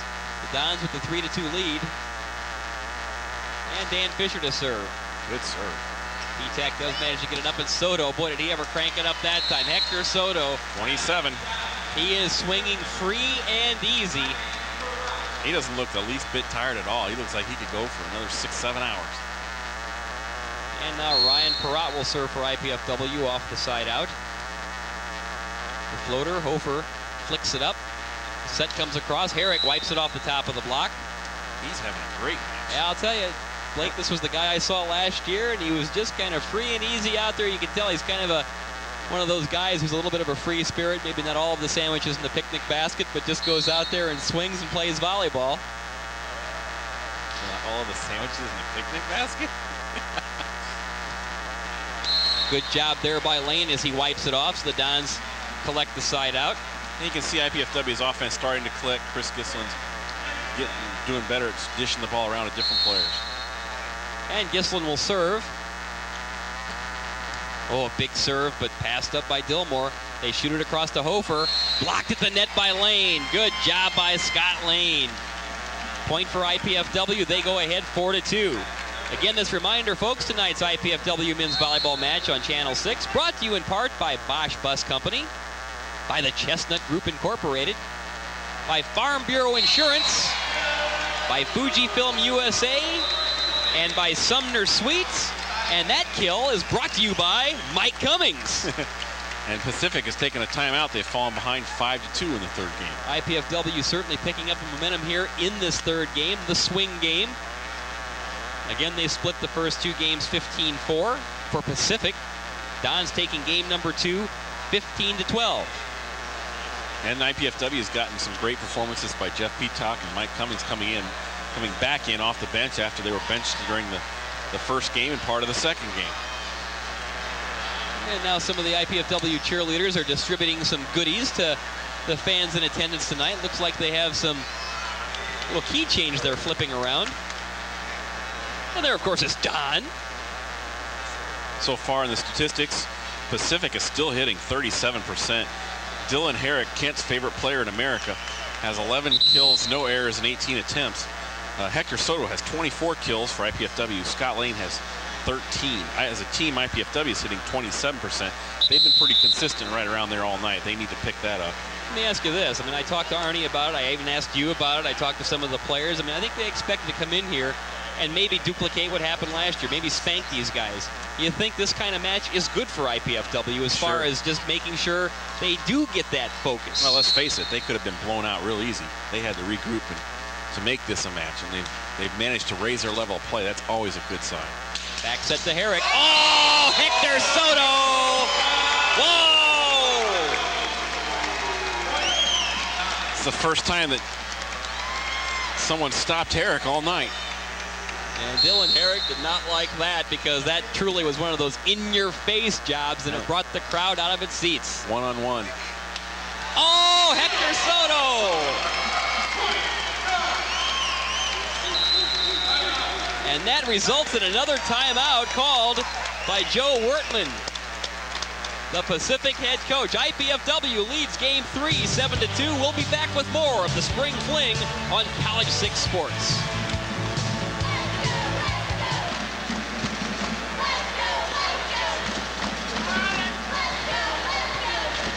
Engineering so I could get a better job without giving up the job I've already got. Of course, getting a degree without going into debt was pretty high on my list too. And I wanted the kind of education that I could only get in smaller classes with the professor's full attention. IPFW offered me all of that. And the Purdue engineering degree is going to look pretty good on my resume. Going to IPFW is the best choice I ever made. IPFW, the right school, right here, right now. Well, it is a jovial bunch of IPFW Mastodons as they assembled around their bench after the second timeout called by Pacific within about the last 3 points. And I'll tell you, I'm seeing a look on Dylan Herrick's face, Blake, that, again, we talk about him being the free spirit and he was swinging so free and easy. He had one just roofed right back in his chops, and then Soto, adding insult to injury, hammers down another one. So the Dons have widened their gap to 7-2, looking for more. But the little back set down the middle goes to Gerlache, so the timeout results in what they desired, and that is picking up the side out. Now let's see, though, if Pacific can get off that 2. They've been sitting on that deuce for a long time. The serve by Gerlache. P-Tack will pass it up. It comes across to Soto. Oh, what a rocket by Hector Soto. And again, I don't know if that tipped the top of the block, but again, that handcuffed Endrick. I think Hector Soto right now is in what you would call one of those zones where he's just at a level that you very rarely achieve. It's an athlete's dream. But Hector's having the serving problems as well. We're not going to talk about him before he serves anymore. Well, I mean, as far as just swinging. I mean, I know it. When he is heading for the net, I think right now he just has it in his mind that he is unstoppable. P-Tack with the pass. Come right down the middle. Oh, good job by Scott Lane to put down the short ball. And a really good job by Chris Gislin. He's mixing up the offense. Pacific is, if you recall the first game, they knew right where everything was going. They don't have a clue right now. See, I would contend that serving group is the toughest to find, because when you're hitting like Hector is, maybe the adrenaline's carrying over. You're putting too much in your serve, as Daryl Dillmore puts it down for Pacific and gets the quick side out. Now Pacific is hitting 34%, so they've really slowed down. So Dan Hofer now will serve for the Tigers, who trail 7-2 in this critical third game. Floater that P-Tack decides to play. They come back to Lane. Lane off the top of the block, and it handcuffs Dylan Herrick. So Herrick has gotten a little bit frustrated as things have not gone his way about the last 4 or 5 exchanges. Scott Lane to serve. That'll be a service winner. As Gerlache could do nothing with it, it sails over into the paying customers. If you remember, in the first game, Pacific had 3 aces. They've only had 1 since. IPFW's had 4. 8-2 Dons. Lane with another big serve. Boy, Gerlache does a great job of keeping it alive. Here comes Endrick. Oh! I think it was tipped just enough for the Dons. Thought they should have had that played, and Cummings was caught a little bit unawares. So the side out goes back to Pacific. Daryl Dillmore to serve. Good pass by Hector. Perrott off the top of the block. They're going to call that a lift, I believe. Hofer had no choice but to put the arm out, and I think he cupped it almost like a baseball glove. So it's amazing sometimes you see what gets called and what doesn't get called. Petak to serve. It's a good serve, but a good pass by Hofer. They come back to Herrick. What an up by Lane. Down the middle, here comes Petak. Off the top of the three-man block. Hofer keeps it alive. Here comes Herrick again. Blocked by Perrott. Gislin comes across to Soto. Oh, Hector Soto wipes it off the block. Yes! And then he crashes into the side of the scoring table. Let's see if Hector's okay. He's still on the floor. And I think he hurt his back because he hit the floor heavily. That is a point IPFW. That's the upside. It did go off the top of the block, so 9-2 Dons. Hector slow in getting up, and his body positioning was really, really vulnerable as he hit the ball and came down. I think like his kidney area, the side of his back, took the bulk of that blow on the floor. Because he had to turn his body to keep the ball in play. And folks, on a volleyball court, there is not that much room around the sidelines. Dillmore with the up. They come across to Andrick. Oh, what a great play by Cummings. Soto, did he get it off the block? He did. Yes, he did. I thought that came right back at him. Yes, he's off of Gerlash. So 10-2 IPFW. The Dons are steamrolling here in the third game. Petak's going to really bore one down. And you could tell he went just for a little bit extra. Dylan Herrick ducked out of the way of that one. That topspin was coming down, but it always seems it really starts bending when you're about 2 feet out of bounds. So Dan Fisher, who does the setting, the 6'7" senior out of Galena, California. Serving for Pacific, he hits the top of the tape. Boy, and that is something Pacific just can't have when you're trying to get something going. You're down 10-2 in the third game. Kind of reminds you of the first game with IPFW. Now Ryan Perrott, the high floater. Gerlash. They come down the middle. Oh, great block by Soto off of Andrick. Now they fire it across to Herrick. Good save by Perrott. Here comes Lane off the top of the block. Well, you can tell, Ken, IPFW is very relaxed. They're loose. They're just playing in system. I mean, they're just rolling. And again, that has Arnie Ball up out of his seat. Very happy with the big kill by Scott Lane. Here's Perrott. Again, the high floater. Gerlash just flips it up. They shoot it across. Herrick. Well, he wipes it off the solo block by Gislin, and it goes out of bounds, so the side out. No, that was a point for IPFW. He hit the ball out of bounds.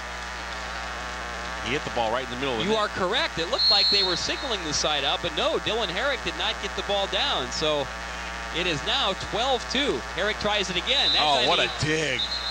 Well, the whistle blows. Seeing an IPFW player was in the net. And Chris Gislin's got the hands extended like, who me, who was it?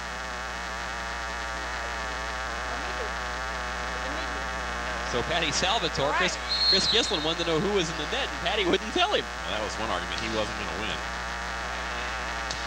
Well, that time Dylan Herrick says, here, right back at you. He took a little frustration out of that. Yeah, there's a little payback there, as that time it was a good serve, and Soto's pass carried over the net, so Dylan Herrick says, here, have this back with interest. So finally, Pacific gets off that two, but they trailed 12-3. Another great serve by Andrick. But a great pass by Petak. Soto just blows it right by Gerlash and Herrick. The side out goes to the Dons. Gislin to serve. IPFW looking to put a stranglehold on the match if they can just close out this third game. Gislin with the big serve. At the net. Oh, and a super job that time by Fisher to keep it alive, and the Dons do not talk and let it fall to the floor. That has Arnie Ball off his chair. And he's not clapping this time. Talking to Ryan Perrott, he says somebody has to take charge out there. Soto passes up. Lane with the big hit, but airmails that. Pacific player in the net. And I believe they're saying it was Dan Fisher. And there's going to be a conversation now. Dan Fisher's not happy with the explanation he got from Patty Salvatore. Oh, sorry. You didn't blow the whistle before the ball was down. What she's saying is her whistle happened before mine did, meaning the net occurred before the ball was out. Okay. That's all she's saying. But I'm just asking, did you see... Did I see him in the net? Did you see him in the net? No, I did not, but I'm watching the ball. But I'm watching the ball. Well, she would have heard the whistle. She would have heard my whistle. Well, again, Dan Fisher having a little confab with Pat Karras, the up official. I don't think he's satisfied with the explanation, but again, as you say, Blake, to no avail because the official always wins. So Hector Soto will serve. Andrick with the up. Big hit that time by Hofer. Soto keeps it alive. Here's Scotty Lane. Gets it down. Yes, I believe he does. Scotty Lane gets it down. 13-3 IPFW. What a dominating performance. And Scotty Lane has really brought it on here in this third game. Mel Soto hits it onto Parnell Avenue. We didn't even talk about him that time. Well, you can tell that a lot of this adrenaline and this emotion from this third game is carrying over. That you could just tell. Hector Soto was going for it all that time, and then some. Now Herrick, and here's a guy who we talked about. I think he's an emotional type of player, and all of a sudden it's like, well, you know, they were feeling pretty good about themselves through game one and the first few points of game two, and all of a sudden the tide has turned heavily in the Dons' favor. Soto with a great job of keeping it alive. Now Hector hits it off the block, but a good block that time by Dan Fisher as he went up and put it straight back down. So Dan Hofer will serve off the side out, but again, IPFW, the commanding 13-3 lead in the third game. We're even in a game apiece, but the Dons have taken control at this point. Soto with a good pass. Oh, Ryan Perrott, but what a great save by Gerlash. Herrick chases it down. They bump it over. Dons have a chance. Gislin takes a look. Comes to Soto down the middle. He peels it off the block. And IPFW collects the side out. Boy, he makes that look effortless. He's so high up. Such a graceful player. Now Scotty Lane. He goes for the big serve. Gerlash passes up. Here comes Andrick, blocked the net. Gislin finds it. Oh, a little late in reacting. Gislin blocked it along with Perrott. Couldn't quite react. They couldn't find the ball initially.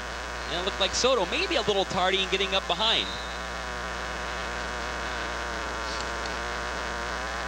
So J.D. Brosnan now will check in for Darryl Dillmore as part of the Pacific rotation. Brosnan will serve, but he and the Tigers trail the Dons in this third game 13-3.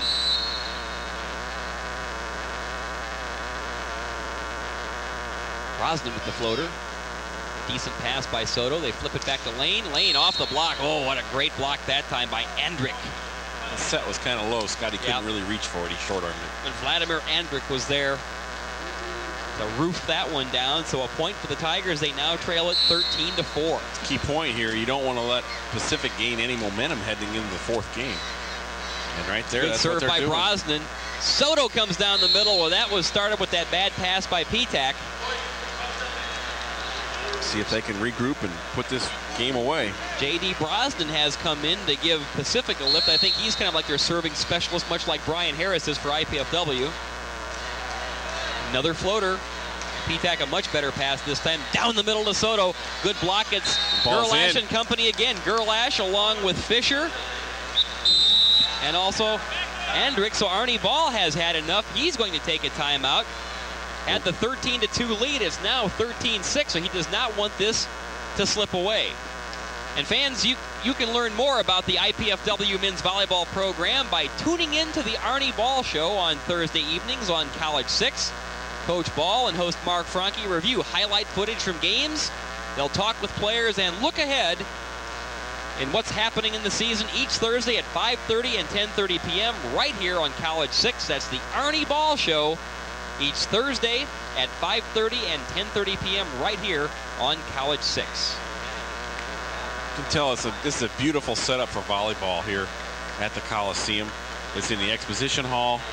And it's just wonderful. I mean, the stands surround the court. It's very close setting. I mean, it's just very, very nice. I'd like to see them, you know, when they bring in the national team sometime, try to play it in here. I just think it'd be a tremendous atmosphere.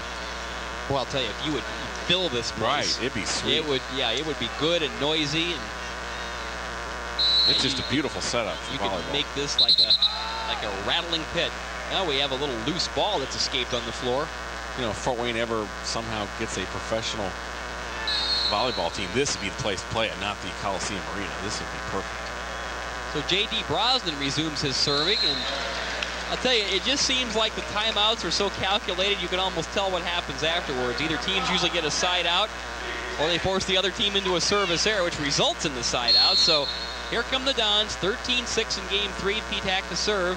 He's going to go for the big one again. Takes a little off of it, and it's a good serve, and a service ace for Petak.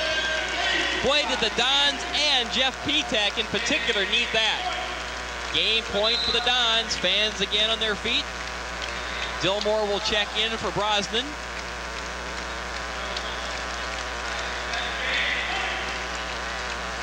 Here comes the staccato clapping from the IPFW faithful. Petak with the big serve. Oh, it just carries long. They've had a ton of service errors tonight. They sure have.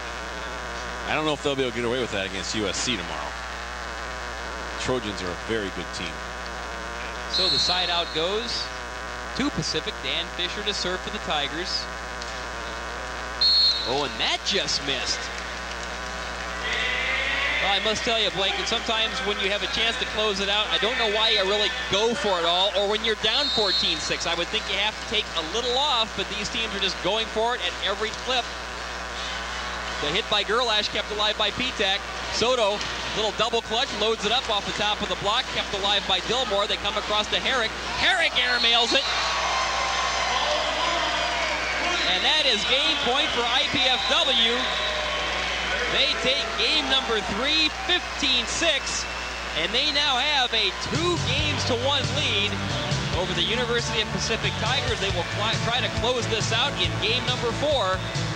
And we'll be back with that 4th game. You're watching IPFW Spring Fling Volleyball on College 6 Sports.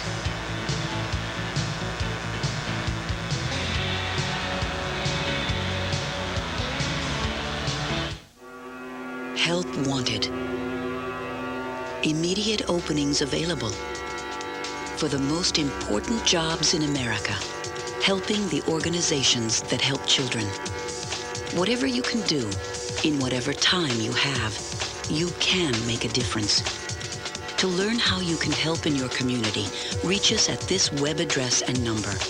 We're fighting for the children. Whose side are you on?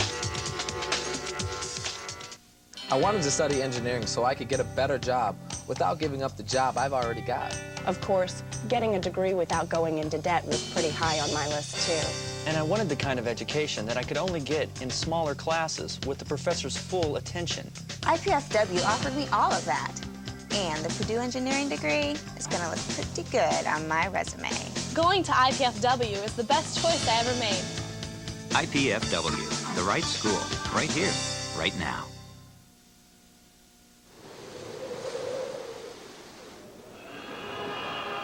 As the American military gets smaller, who will be there to answer the call? They will. They're the National Guard and Reserve, and they make up half of today's military forces. As an employer, you may be asked to support their mission. Remember, their response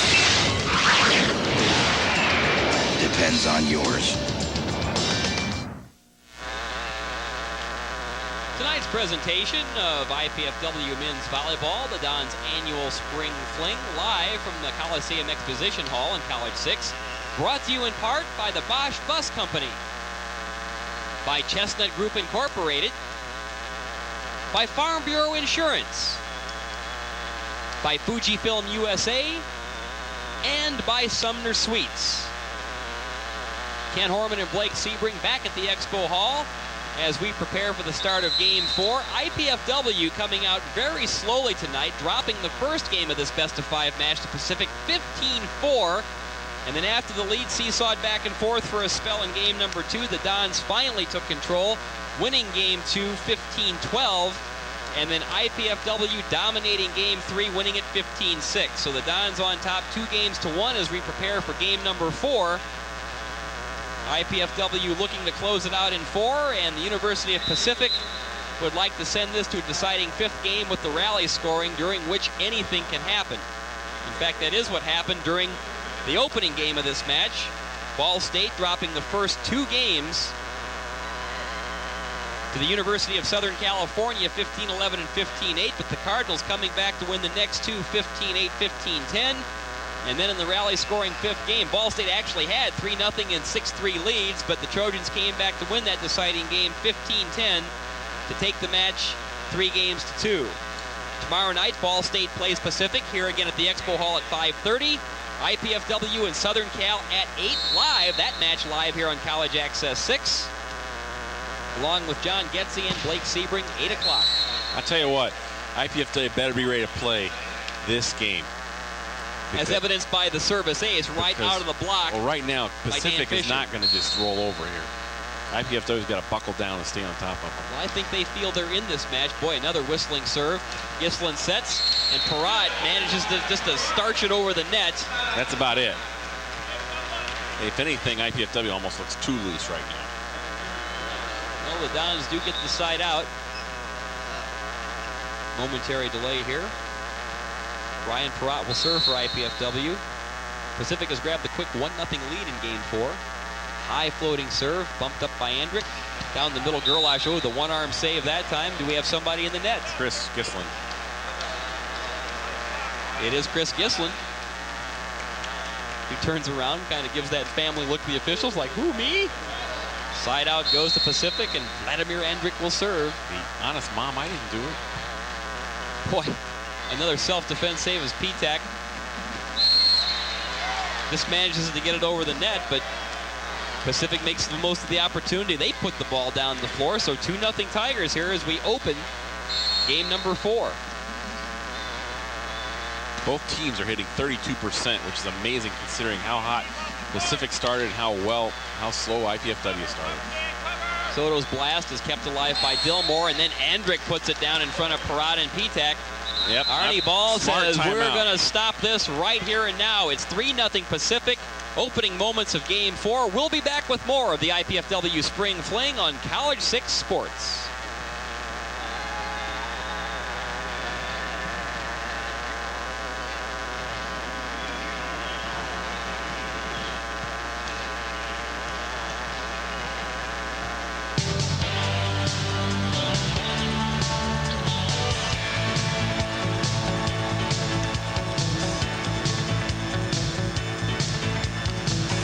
That one.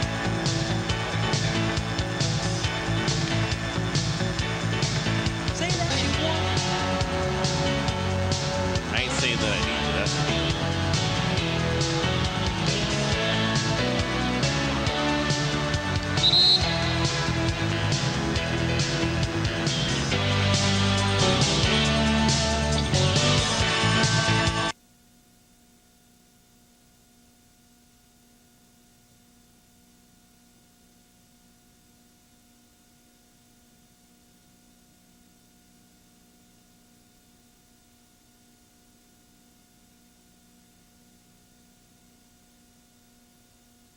statistics, but after a timeout, how often the other team side outs, either with a service error. Oh, it's amazing. I would say it's in the 90s. It's got to be. And at least 50% of that is service errors. At least 50%. Gislin to serve. Oh, boy. Boy, that looked like it was heading down and all of a sudden drifted back up. So it's a long serve. And the side out gives it right back to Pacific. Tim Gerlach will serve for the Tigers. The floater. Good pass by Hector. Shoots it across lane with a good-looking dink. And they're going to call a lift on the play. It was a pretty dink over Dillmore and Herrick. And Dillmore cannot believe they called the lift because you so rarely see it called anymore. But he played it with the one hand. I think that might have been a problem. Pat Karras does call it usually. He's pretty consistent. Now Soto looking for the big serve. Hofer plays it up. The short set. Dillmore And the Dons can't save it as Dillmore didn't really get that much on it, but Soto was backing up and played that with the one arm and had no control over it, so sailed it out of bounds. Side out goes back to Pacific, and Dylan Herrick to serve for the Tigers. P-Tac. Terrible Timing set. was off that time, so Cummings barely gets it over. More bad timing. Perrott keeps it alive. Dons try to dive to the floor to keep it going. What a great save by Soto to get it across on a free ball. Dillmore puts it down. That time, Soto can't chase it down. Great rally. They're almost working too hard. They're working twice as hard to get anything done when they should maybe get the simple play. Well, the point goes to Pacific. It is 4-0. Herrick with the floater. Gislin flips it back to Soto. They go to the money man, but blocked at the net. And it's down. It is down. I think it caught the sideline. Hofer was there at the net. I think the Dons may have relaxed a skosh, thinking they may have had the wipe off. This keeps up another couple points. You'll see some subs. Oh, what a big block at the net that time again, as you had Hofer there along with Dillmore. It's 6-0 in favor of Pacific. The Tigers would like to send this to the deciding 5th game. Boy, rally scoring, all bets are off. P-Tac, they come across to P-Tac. I think that time he did get it off the block. He wiped it off of Dan Fisher. So the Dons desperately needed that side out. And Mike Cummings will serve it up for IPFW.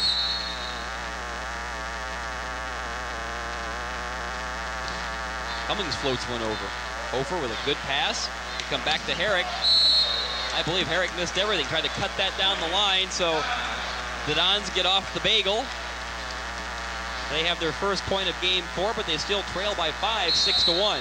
It'd be interesting to see how many of the points IPFW got in the third game were unforced errors on Pacific. Another good floating serve. Here comes Hofer. Oh, what a rocket that was. Nobody up on the block. Nobody was there, and Hofer just had a clear lane to put it down. You could have put that ball down. There was nobody up for the block. They gambled on the middle and lost. As much as I enjoyed playing this sport, I never was much of a spiker.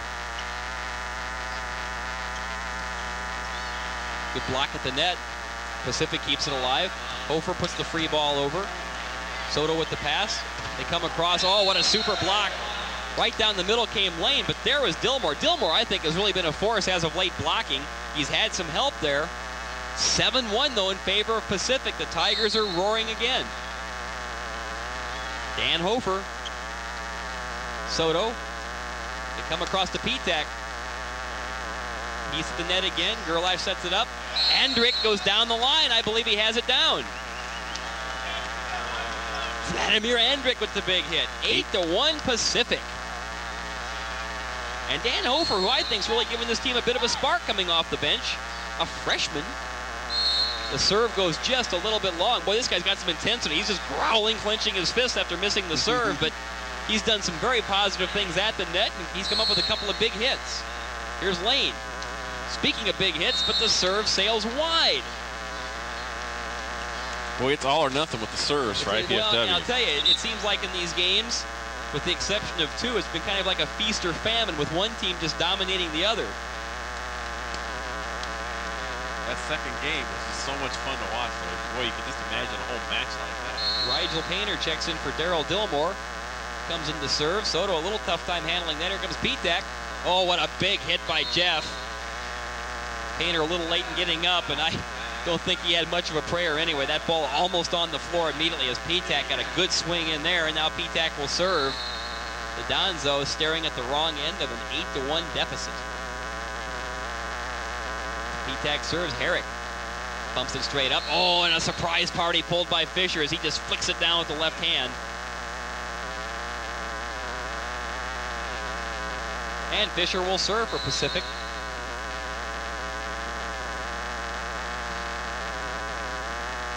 Good up by Soto. They come across to Hector. He loads it up. Again, uses the change of pace. Beautiful play by Hector Soto. That is just smart volleyball. His 34th kill of the evening. He's not going to get to 50 at this pace. But they get a good comeback when he can get there. Perrott.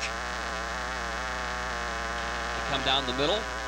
Can the Dons save it? Oh, Gislin does a great job. P-Tac flips it over on the free ball. Down the middle comes Gerlach, and Gerlach, as he kind of cut the kill, ripped it off of Perrott. And you can see all of a sudden Pacific is starting to feel good about themselves again, looking down their bench, and they've got that swagger and that confidence they carried throughout the first game. Well, that time... That's really the only thing that's going to hurt him. And a rare service error by Endrick, but again, sometimes he gets that toss where it's drifting all over the place, and he was all over the court trying to catch that ball. So Painter checks out, and Dillmore checks back in on the rotation. Here comes Chris Gislin to serve for IPFW. Dons trail 8-1, game 4. That ball was out. Hofer should not have played it. He knows it. What happened in the net? IPFW's point because the setter was in the back row. He's not allowed to play it if it's over the net. As soon as you make a play on the ball, though, and the ball gets to the plane, it's a legal play. And I believe it was. I believe it was. Yes, I believe it was. Well, there's the explanation, as you had Fisher come up there with Cummings, and again, Pat Karras gives the explanation. This time, Fisher accepts it. Big point for the Dons, but they trail 8-2. Almost had a replay right there. Ball teeters on the net. Oh boy, now the Dons are going to have to play the free ball. Herrick will bump it up. Fisher comes across. Hofer, big hit, but I believe it carried long. Nobody was really at the net for that block. And again, Dan Fisher having a conversation with the up official, Pat Karras. Because whenever I move, seriously, whenever I move, it goes. I'm trying to stand still, but it doesn't work. Pacific players were asking why they didn't get a call in the net. Someone in the net. And Pat Karras said he's the reason the net was moving, not an IPFW player. Set comes down the middle. This time Gerlash puts it down. What a nice player. Side out goes to Pacific. IPFW creeping back in a little bit. They now trail 8-3. Dons need a quick side out. Gerlash will serve for Pacific.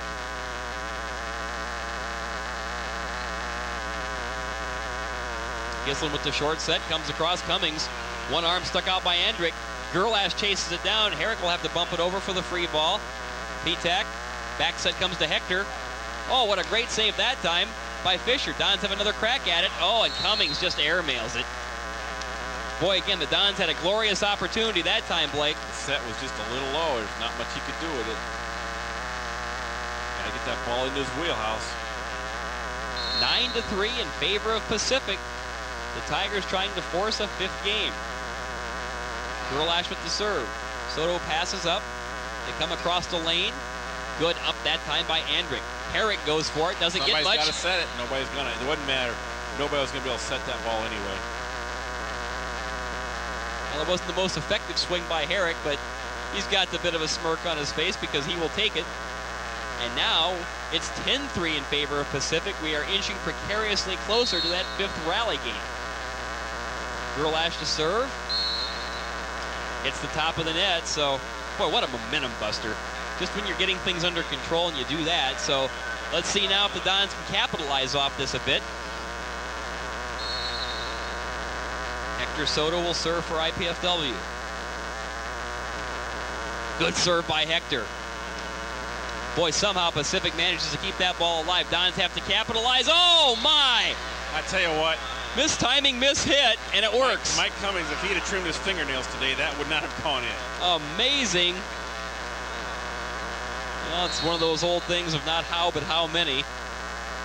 And again, the Dons will take it. They now trail 10-4. Another big serve by Soto. Fisher sets for Dillmore. He was blocked at the net. Another big block at the net by the Dons. 10-5. As that time they roofed it right into the shoulder of Andrick, and they're saying as he tried to bump it up, that would be a bit of a carry.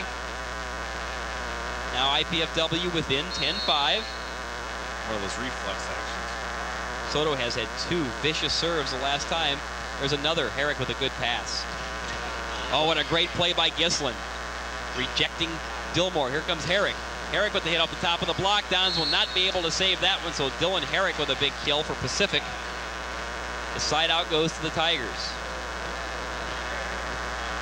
The match now closing in on 2 hours old.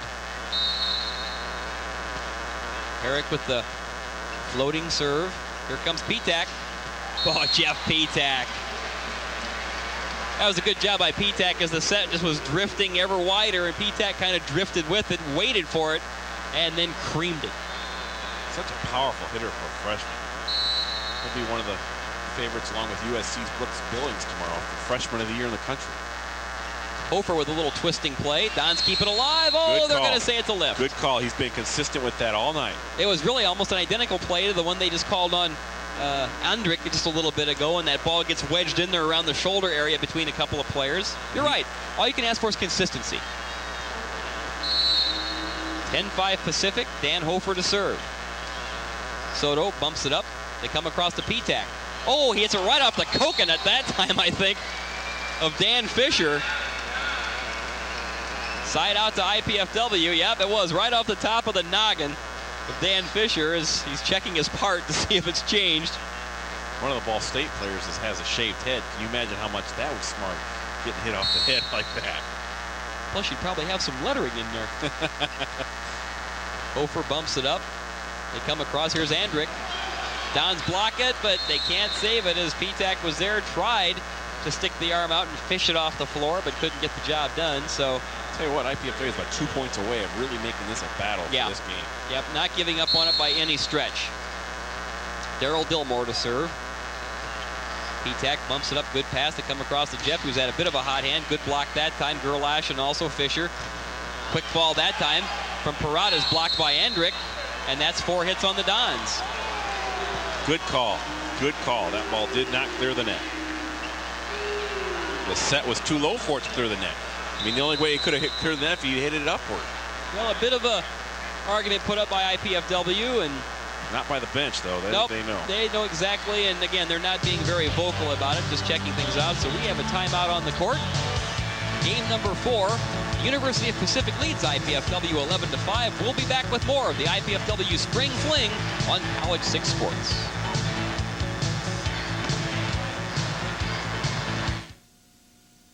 The Tri-State Ethics Consortium is sponsoring an all-day seminar called Has Death Become an Option? On Wednesday, April 28th at the Holiday Inn Northwest in Fort Wayne. The keynote speaker is Dr. Felicia Cohn, Senior Scientist with the Center to Improve Care of the Dying. For further information, call Bill Bruning at 481-6377. To register, send a check to Mary Jane Shank, RN, Continuing Care Center, Parkview Memorial Hospital.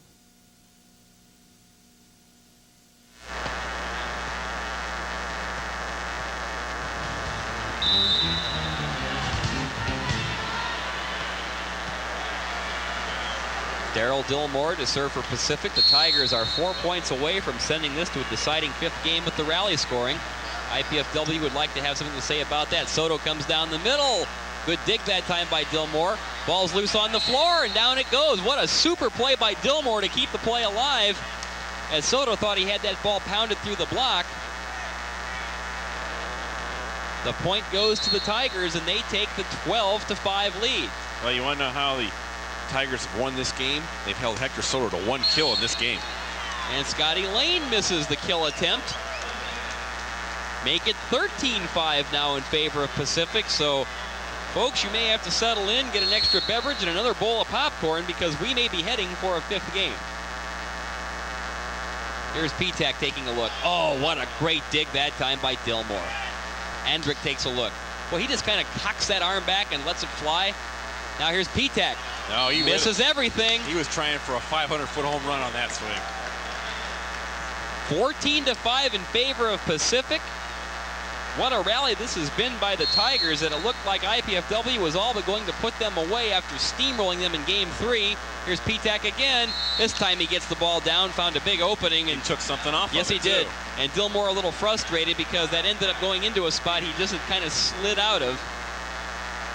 But the Dons need some instant offense, trailing 14-5 in this 4th game. P-tack to serve. Wow, oh, what another great play by Dillmore. Here's Andrik. Hits it off the side of the net. So the Dons pick up a much-needed point, but they have several more to go. They trail it 14-6. Timeout, Pacific. Joe Wortman does not want to see any IPFW momentum building. He realizes all his team needs is a side out and then see if they can pick up a quick point. and they would then send this to that 5th game. And I'll tell you, Blake, it seems like that rally scoring can certainly even out teams. Even if a team is heavily favored, or you look at the rankings, or you look at the records, you get into a rally scoring 5th game and anything can happen. Well, I guarantee you Hector's going to get more than 1 kill in the 5th game. That's for sure. His arm's going to fall off in the 5th game. Because he'll demand the ball. He won't just ask politely. He'll just get in Chris's face and say, set me the blessed ball, please. Once again, folks, if you're just joining us, IPFW losing the opener by the score of 15-4. Then they come back to win the next 2 games, 15-12 and 15-6. But it has been a dominating performance in this game by Pacific as the Tigers lead at 14-6, and they are just 1 point away from sending this to the 5th game. And the rally scoring as Blake Sebring picks up some fresh statistics to kind of muse over. Pacific's back up to 36% hitting. Dylan Herrick, Kent's favorite player, has 17 kills. Vladimir Andrick has 15. Boy, Vladimir Andrick is about as complete a player as I've seen in a while. Here's Daryl P-Tac with the Dillmore's had a serve. really good match, too. And again, there we go. Exactly. The side out off the service error by P-Tac, and it'll be Dan Fisher, the 6'7" senior setter, serving for Pacific to send it to the 5th game. P-Tac passes up. Pass comes across to Hector. Hector hits it around the block. Dylan Herrick can't believe he missed that, but it went right around him, so Soto comes up with the big side out. He and Soto, Dylan Herrick and Hector Soto, kind of have a little bit of battle here. 14-6, the Dons trail. Endrick bumps it up. They come down the middle for Gerlach. Good block by IPFW. Guess who? Now Lane's going to set it for Hector. Hector, as he blocked at the net, and that time Dylan Herrick returns the favor. Had some help with Gerlach. And you're right, this has been a pretty nifty little battle at times between Herrick and also Hector Soto. So big block by Herrick. The side out. Here comes Endrick, their big server. Ooh, Soto with a good pass up. They come across to Hector. He loads it up and misses it. Game.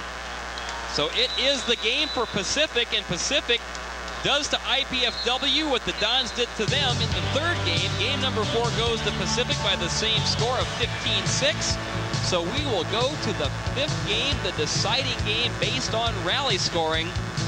And there you see a disgusted-looking Hector Soto saying, I don't like what has just transpired in that last game. Meanwhile, Patty Salvatore is at the net. A coin toss, and the respective setters, Dan Fisher of Pacific and Chris Gislin of IPFW, deciding what's going on. And I believe that Pacific may have won the toss, and they're going to elect to serve. I believe so. IPFW is going to serve. That's what I thought. Yep. We appreciate head coach Joe Workman pointing that out to us. I believe the Pacific, IPFW won the toss. I think they're going to serve. Well, the conversation continues next to us here, and we'll resume that interesting turn of events. But we'll take a quick break here before we begin that 5th game. You are watching the IPFW Spring Volleyball Fling on College 6 Sports. Do you know who I am? Am I a P or a D? A Q, perhaps? Or a B? I am dyslexia, and millions of kids struggle with me every time they read. Call now to help your child manage his learning disability. There's no reason to be held back.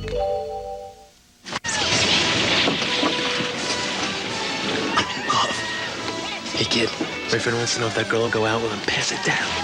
Hey, Grandma, ask the girl on the end if she wants to go out with this loner. The young man wants to know if the girl over there is a donor. Somebody wants to know if you're an organ and tissue donor. Yes. Hey, me too. Are you a donor? Make sure your family knows your decision so there's no question later. This evening's IPFW men's volleyball match, the Spring Fling on College 6, brought to you in part by Bosch Bus Company, by the Chestnut Group Incorporated, by Farm Bureau Insurance, by Fujifilm USA, and by Sumner Sweets. Kent Horman and Blake Sebring live from the Coliseum Expo Hall, and certainly the fans in attendance tonight have gotten their money's worth and then some. The opening match that began at 5:30 between Ball State and Southern California went 5 games, USC winning it in the deciding 5th game 15-10, so USC winning that 3-2, and we are now moments away from starting a 5th game between IPFW and Pacific. Pacific winning the opener 15-4. Then the Dons winning 15-12 and 15-6. But the Tigers coming back to win game number 4 by the score of 15-6. So we go to the deciding 5th game with the rally scoring. And again, tomorrow night, more volleyball action right back here at the Expo Hall. 5:30, Ball State takes on Pacific. And then at 8 o'clock, IPFW will tee it up with USC. Again, 8 o'clock. And that match, the IPFW Southern Cal match, can be seen live here on College 6. NBC 33's John Getze with all the play-by-play, along with the News Sentinel's Blake Sebring to offer his expert color commentary. Yeah, thanks for the compliment. And to sort out what did happen between Chris Gislin and Dan Fisher, the Dons did win the toss, and so they're going to let Pacific serve. Of course, IPFW looking to collect the point off the very first serve. Again, no real siding out in this. Every time the ball's on the floor, it's a point in the 5th game rally scoring. Peratt wipes it off the top of the block. And again, Dan Fisher lobbying, saying, no, didn't hit the block, but it did. Obvious. Yeah, there was no question. And if it did not hit Fisher, it hit Dillmore. So 1-0 IPFW. The Dons on the board quickly.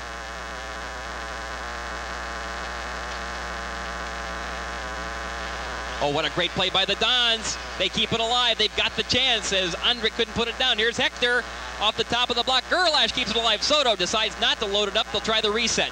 Back it comes to Lane. Lane with a dink, and he mishandles it. Oh, my. And not only does that cost the Dons the chance to get the point, but it gives Pacific one. It's 1-1. I'll tell you what, that everybody in the place was wide open if he could have just got it in. Hector passes up. They come across to Soto, going against the 3-man block, but he wipes it off of Gerlash. So the point goes to IPFW. The one thing about the rally scoring in the 5th game, the game moves along very, very quickly. Again, a point every time the ball goes down, no siding out. Dons lead 2-1. Big serve by Gislin. Fisher with the back set. Herrick loads it up and wipes it off the block. The point goes to Pacific. We're even 2-2. Boy, it really puts a premium on serving, too, when you get into that rally scoring. This is just flat out fun. Now Dan Fisher. And they still go for those big jump serves. Good pass by Petak. Here's Hector. Oh, what a dig by Fisher. Now they come to Andrick. Oh, great block by Hector, but no, it goes wide. It sails long and wide. Pacific's got the lead, 3-2. 3-2 Pacific. I'll tell you what, you win a point on your serve and rally scoring, and that's a big point. Now here's Dan Fisher. Oh, he's going for the big jumper again. Oh, and he almost just gets it right down. Petak, self-defense. Soto puts it down. Hector Soto right by the block and in front of Fisher. He's got 37 kills. Play started with a great save on the pass up by Petak because that ball just about up the top of the net but did not. We're 3-3 in the 5th. Big serve now by Soto. Upped by Andrick. They come across. Herrick takes a look, has to free ball. Oh, blocked by Cummings. Soto bumps it up. Gislin short ball. Cummings gets it down. Didn't hit a ton of it, but managed to throw the timing off, and Hofer late on the dive. 4-3 IPFW. Soto to serve. That's a big thing to come back with a point right after you gave up one like that. And have service errors. Another big serve. Andrick comes back to Andrick. No, he missed it. That was way wide. So Hector Soto finding a bit of a serving groove. It's 5-3. Timeout Pacific. Coach Joe Wortman isn't waiting at all. IPFW with the 5-3 lead. Joe Wortman calls timeout. Folks, be sure and catch the Tony Vittorio Show on Wednesday evenings on College 6. Hard to believe, but the baseball season is here. College baseball in full swing, and Coach V's IPFW Mastodons warming up the bats as the weather also starts to warm up, led by senior and former Harding High School player Rico Martin. He's hit a couple of home runs already. The Dons looking to be a force in the GLVC this year. Tune in right here on College 6 every Wednesday evening at 6:30 and 10:30 p.m. That's Wednesdays 6:30 and 10:30 for IPFW baseball highlights, the very popular breakdown segments, the Tony Vittorio Show. Hector's got 37 kills. Scott Lane's got 18 for IPFW. Dylan Herrick has 18. Vladimir Andrick has 16. And Daryl Dillmore 12 for the Tigers. Well, and you know what that timeout was for, too, and that was to bust the momentum, and this will be huge for Hector Soto. If he doesn't hit a real blistering drive just to put the ball in play, you don't want the service error. You don't want to make it an easily playable ball for Pacific, but get a good quality serve. It is. Not bad. Oh, the one-handed set that time by Fisher and put down by Gerlash. Point goes to Pacific. Dons lead 5-4. This has been kind of fun. This fifth game has been a blast. Vladimir Andrić, the Croatian. He puts the serve up. Gislin comes back to Soto.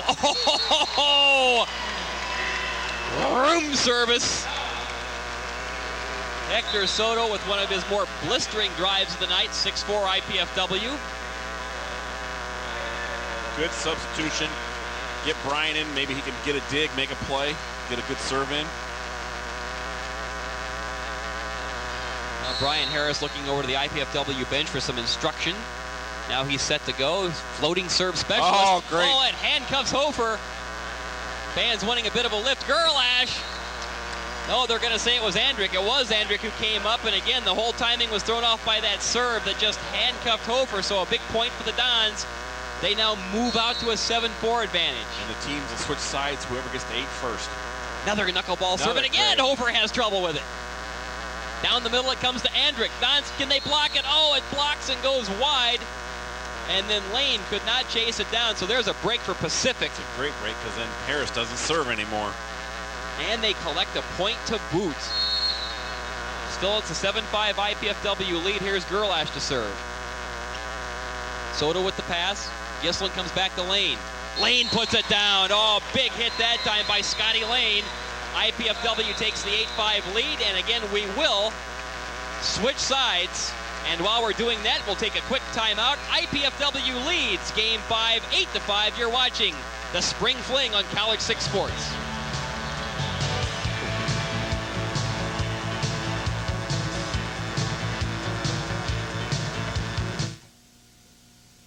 I really wanted to go for an Indiana University business degree. But with housing and tuition, it really adds up, and the money just wasn't there to go away to college. And with a 2-year-old, my housing options were kind of limited anyway. And the truth is, I really wanted to keep my job and stay close to home. Going to IPFW made all that possible. IPFW? The best choice I ever made. Indiana University, Purdue University, Fort Wayne. The right school, right here, right now. Scotty Lane serves. Oh, crossing over is Jensen. Good block of the net by the Dons. Herrick has to flip it up down the middle. Here comes Andrić.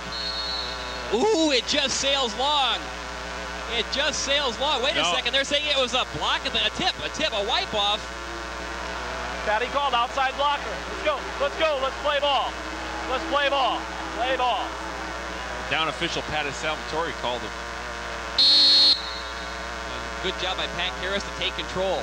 Ooh, Soto has to rush up. Now Lane misses that one wide. And now a little frustration as Lane smacks the net. Well, Patty Salvatore called that a wipe-off off the outside blocker of IPFW. Actually, I thought the ball might have been in, Blake, near the back end. But nonetheless, 2 quick points for Pacific, and they are now within 8-7. Perrott. Here comes Petak. Hits it right off the shoulder, I believe, of Dillmore. Now they're going to come back to Petak again. Oh, good shot that time. Petak goes around the block. Dan Fisher can't believe it. He's looking at the antenna, wondering if that even got on the right side of it, but it was a big hit by Petak. So the freshman out of Hamburg, New York, comes up with a huge hit. Now he needs to serve.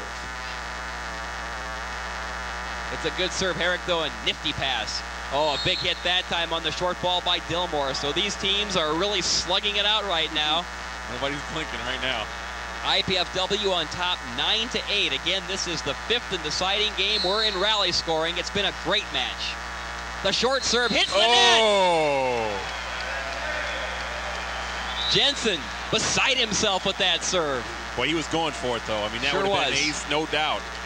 Big point for IPFW. Cummings checks back in for the Dons. Perrott to serve. It's 10-8 IPFW. Jensen flips it up. Big hit that time by Andrić. Well, they were calling out Fisher for maybe trying that little surprise party where he flips it over instead of setting it, but he set it across to Vladimir Andrick, and Andrick gets it down for the point. Now here's that routine substitution they make where Dillmore comes out and the serving specialist Rigel Painter comes in for Pacific. 10-9 IPFW Game 5. There's the floater, and it's a good one. Oh, good pass up by Soto. Here comes Hector. Oh, you weren't going to get that. Hector Soto puts the hammer down right in front of Painter. He had to be touching 12 feet on that. It was amazing how high up he was. 11-9 Don, so just that quickly Painter goes out. Dillmore re-enters. And Chris Gislin, who can make some big things happen with his huge jump serve. Took a little something off of it. Battle at the net. Soto flips it back over. They keep it alive. Andrick hits it off the top of the block. Wow. I tell you what, Kent, this might go to 17-16. Went off of Cummings.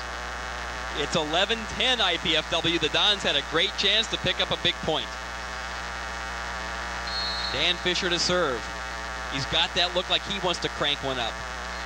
And he does. Oh, and a good pass that time by Hector. Here comes Soto. Hammers it through. Drills it right through Andrick and Gerlash. His 40th kill of the night. It's 12-10 IPFW. Soto to serve. Serves are critical, and Hector, boy, a terrible serve that time, is mishit it. Well, you can feel the pressure just increasing with every point. 12-11 now, IPFW hanging on. Here's Andrick, who's a great server, and he serves it into the net!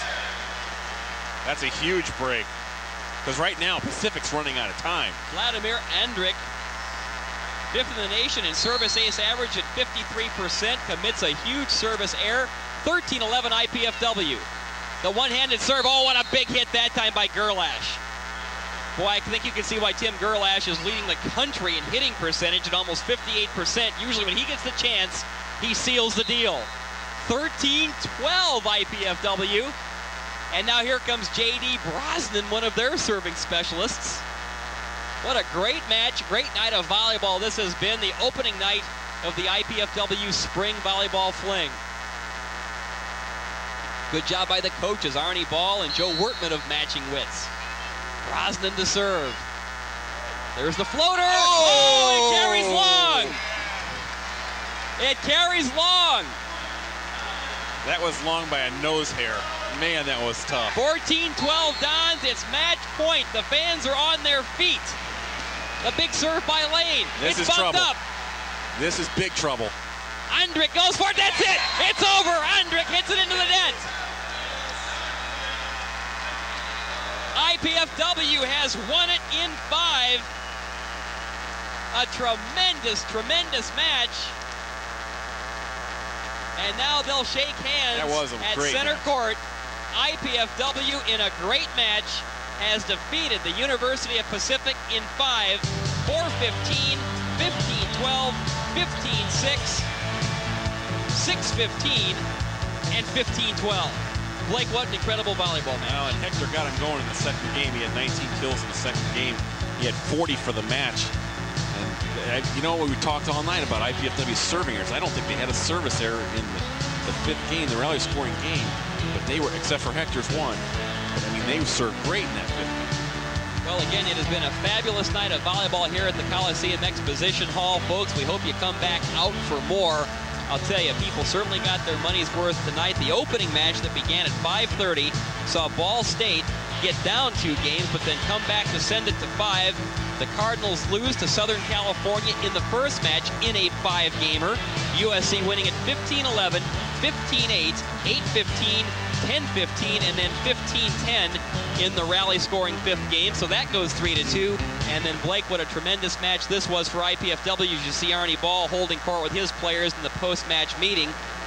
It's going to be more of the same tomorrow. You have 2 5-gamers as the Dons raise their record for the season to 15-2. 8 wins in a row. And don't forget, tomorrow night, you'll have these 4 teams come right back here for more of the same. It'll be Ball State playing Pacific here at 5:30, and then 8 o'clock. IPFW will tee it up against Southern California. If you can't get out here to the Expo Hall at the Coliseum, well, you can tune it right back in on College Sports 6. And again, Blake Sebring will be here for the color commentary. My NBC 33 cohort, John Getze, will be here on the call as IPFW will take on the University of Southern California. That again at 8 o'clock. So that about wraps things up here from the Coliseum Expo Hall. It's been a thriller. IPFW again defeating the University of Pacific by the score of 4-15, 15-12, 15-6, 6-15, and in the rally scoring fifth game, the final score of 15-12. This College 6 telecast of IPFW Sports is copyrighted and the sole property of the College Cable Access Center and IPFW. Unauthorized duplication, exhibition, rebroadcast, retransmission, or other use of this event without express written consent is strictly prohibited. By the way, if you'd like to watch the match again, tune in to College 6 this Sunday evening. That's Sunday evening at 7 p.m. for the replay of tonight's match. Once again, Sunday at 7 o'clock right here on College 6. We hope you've enjoyed our telecast of IPFW Volleyball, the Spring Fling. Thanks again for joining in this evening. For Blake Sebring, this is Ken Horman saying so long, everybody.